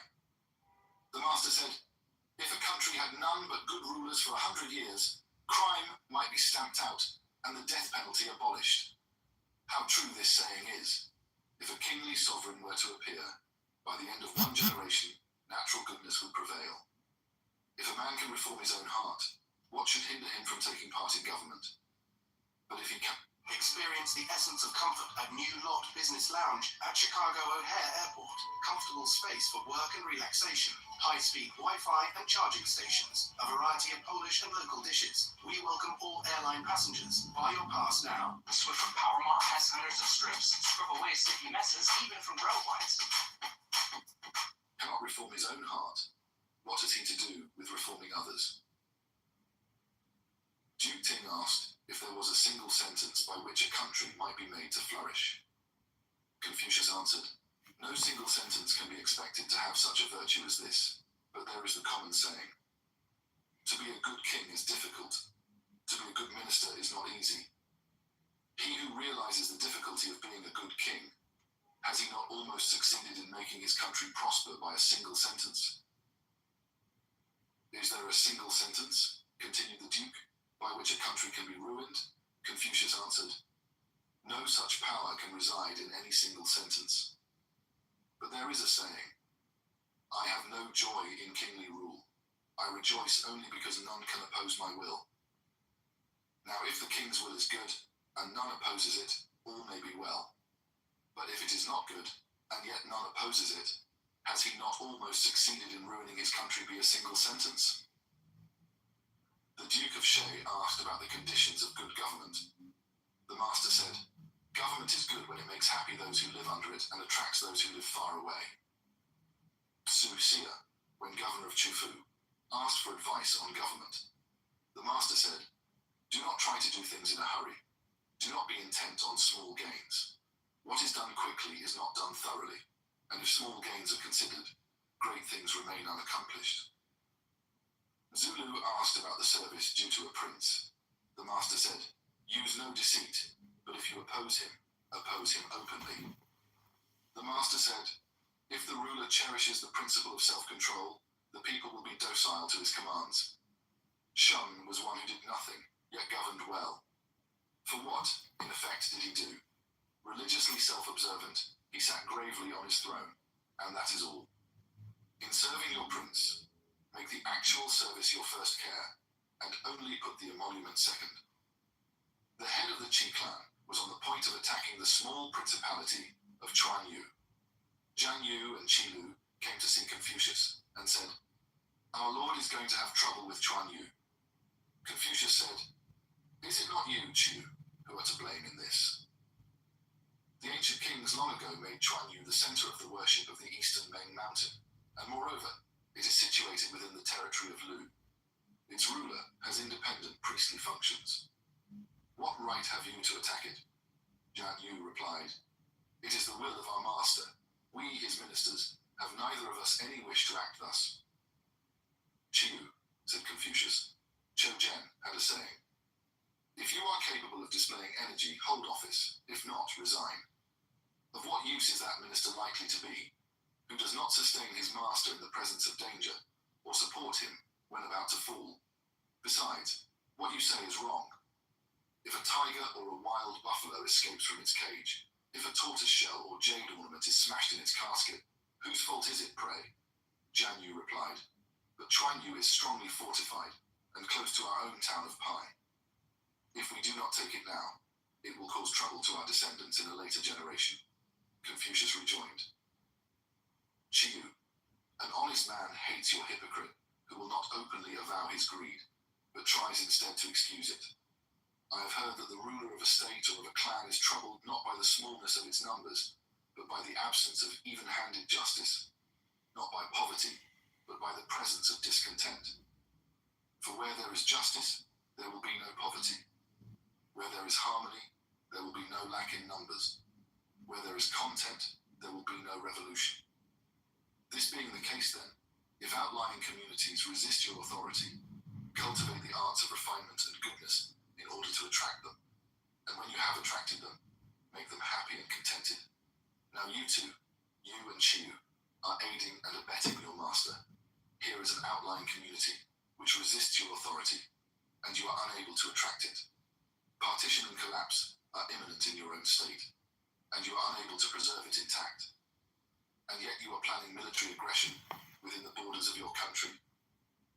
Verily I fear that Chisun's troubles will come, not from Chuan Yu, but from the interior of his own palace."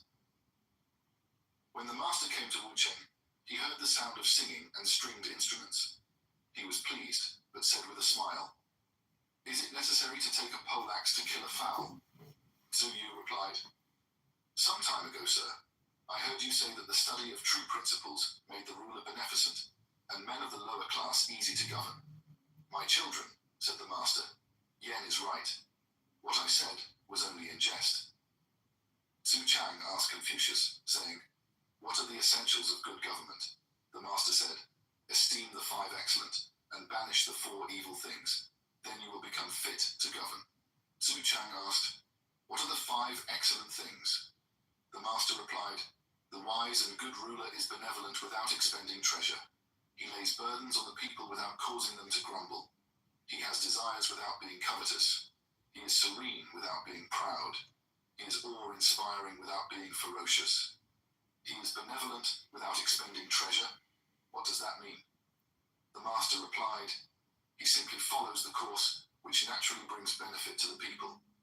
Is he not thus benevolent without expending treasure? In imposing burdens, he chooses the right time and the right means, and nobody can grumble. His desire is for goodness, and he achieves it. How should he be covetous? The wise and good ruler never allows himself to be negligent, whether he is dealing with many men or with few, with small matters or with great. Is this not serenity without pride? He has his cap and robe properly adjusted and throws a noble dignity into his looks, so that his gravity inspires onlookers with respect. Is he not thus awe-inspiring without being ferocious?" Su Chang then asked, "What are the 4 evil things?" The master said, "Cruelty, leaving the people in their native ignorance, yet punishing their wrongdoing with death. Oppression, requiring the immediate completion of tasks imposed without previous warning. Ruthlessness, giving vague orders and then insisting on punctual fulfillment. Peddling husbandry, stinginess in conferring the proper rewards on deserving men."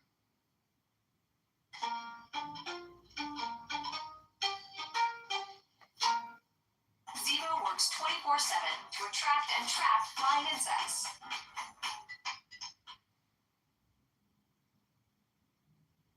Confucius on himself.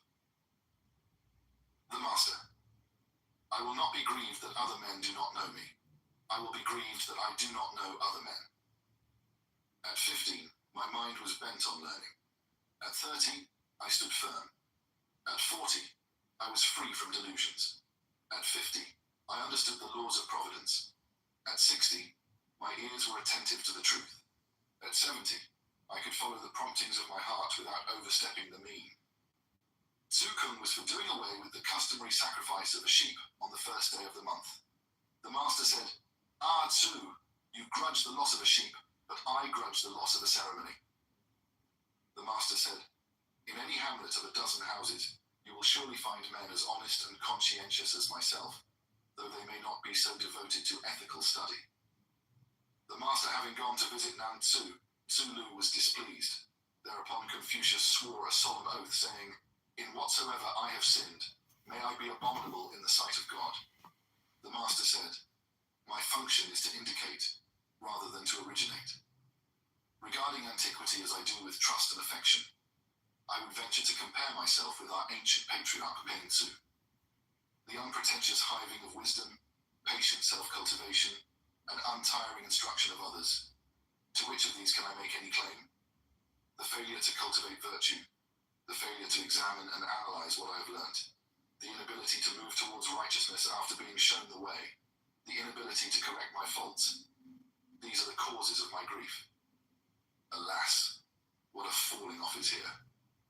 Long is it since I dreamt of Cho Kung. There is no one, from the man who brings me dried meat as payment upwards, to whom I have refused my instruction. I do not expound my teaching to any who are not eager to learn. I do not help out anyone who is not anxious to explain himself. If, after being shown one corner of a subject, a man cannot go on to discover the other 3, I do not repeat the lesson. If the pursuit of riches were a commendable pursuit, I would join in it, even if I had to become a chariot driver for the purpose. But seeing that it is not a commendable pursuit, I engage in those which are more to my taste." The Duke of Shay questioned Zulu about Confucius. Zulu made no reply. The master said to him afterwards, "Why did you not say, He is a man whose zeal for self-improvement is such that he forgets to eat, whose happiness in this pursuit is so great that he forgets his troubles and does not perceive old age stealing upon him. The master said, "In me, knowledge is not innate. I am but one who loves antiquity, and is earnest in the study of it. If I am walking with two other men, each of them will serve as my teacher. I will pick out the good points of the one and imitate them, and the bad points of the other, and correct them in myself. My disciples, do you think that I have any secrets? I have no secrets from you. It is my way to do nothing without communicating it to you, my disciples. There are men, I dare say, who act rightly without knowing the reason why, but I am not one of them. Having heard much, I sift out the good and practice it. Having seen much, I retain it in my memory. This is the second order of wisdom. In literary accomplishments, I am perhaps equal to other men, but I have not yet succeeded in exhibiting the conduct of the princely man in my own person. To divine wisdom and perfect virtue, I can lay no claim. All that can be said of me is that I never falter in the course which I pursue, and am unwearying in my instruction of others. This, and nothing more." Kung Shi Hua said, "But those are just the qualities that we, your disciples, are unable to acquire." The master being grievously sick, Zulu proposed the offering up of a prayer. "Is there a precedent for this?" asked the master. Zulu replied, "There is. In the eulogies it is written, 'We pray unto you, O spirits of heaven and earth.'" The master said, "My prayers began long ago." The master was passing through a by-street when a man of the district shouted, "Great is Confucius the philosopher. Yet for all his wide learning, he has nothing which can bring him fame." On hearing this, the master turned to his disciples and said, "What shall I take up? Shall I take up charioteering, or shall I take up archery? I will take up charioteering." The master said, "The ancient rites prescribe linen as the material for a ceremonial cap, but nowadays silk is used as being more economical. In this matter, I fall in with the general custom. According to the ancient rites, the prince is to be saluted from below the dais, but nowadays the salutation takes place above. This is presumptuous, and therefore, though infringing thereby the general custom, I adopt the humbler position." A high officer asked Zukung, saying, "Surely your master is a divine prophet. What a variety of accomplishments he seems to possess." Zukung replied, "Truly he must be a prophet, so richly has he been endowed by God, and he has also perfected himself in various arts." The master, being told of this, said, "Does his excellency really know me now for what I am? Being of low condition as a boy, I did become skilled in various arts, but these are base accomplishments after all. If asked whether the higher type of man has many such accomplishments, I should say, not many." The master said, "Am I possessed of true knowledge? Not so. But if an ignorant fellow from the lower class comes to me with a question, I will discuss the subject from end to end, and set it fully before him." Zukung said to Confucius, "If you had a lovely jewel, would you hide it away in a casket, or would you try to sell it for a good price?" The master replied, "Oh, certainly I would sell it, but I would wait until a price was offered." The master said, "Out of doors, to tender faithful service to prince and ministers; at home, to be duteous towards father and elder brothers; to observe the rites of mourning with the utmost care; to avoid being overcome with wine. Which of these virtues have I?" In matters pertaining to ceremonies and music, the ancients were more or less uncivilized in comparison with the refinement of a later age. Nevertheless, in practice, I take the earlier period as my guide. As an arbiter in litigation, I am no better than other men. But surely the grand object to achieve is that there shall be no litigation at all. Wei Shen Mao, addressing Confucius, said, "Chiyu, why is it you keep hopping about thus from place to place? Is it not in order to show off your fine rhetoric?" Confucius replied, "I do not allow myself to indulge in fine rhetoric. No, it is because I consider obstinacy a fault." The master said, "There are none who know me for what I am." Zukung said, "How is it, sir, that none know you?" The master replied, "I make no complaint against heaven, neither do I blame my fellow men. In the study of virtue, I begin at the bottom and tend upwards. Surely heaven knows me for what I am. Zu, do you look upon me as a man who has studied and retained a mass of various knowledge? I do, he replied. Am I wrong? You are wrong, said the master. All my knowledge is strung on one connecting thread. I used to spend whole days without food and whole nights without sleep in order to meditate. But I made no progress.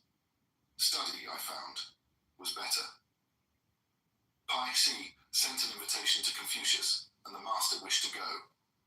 Zulu, however, said, Once upon a time, sir, I heard you say that the nobler sort of man would not enter into intimacy with one who laid himself out to do wrong. Now Pai Si has raised the standard of rebellion in Chunmu. How can you think of going thither? True, replied the master. Those were my words. But is there not a saying, the hard may be rubbed without losing its substance. The white may be steeped without losing its purity. Am I then a bitter gourd, fit only to be hung up and not eaten?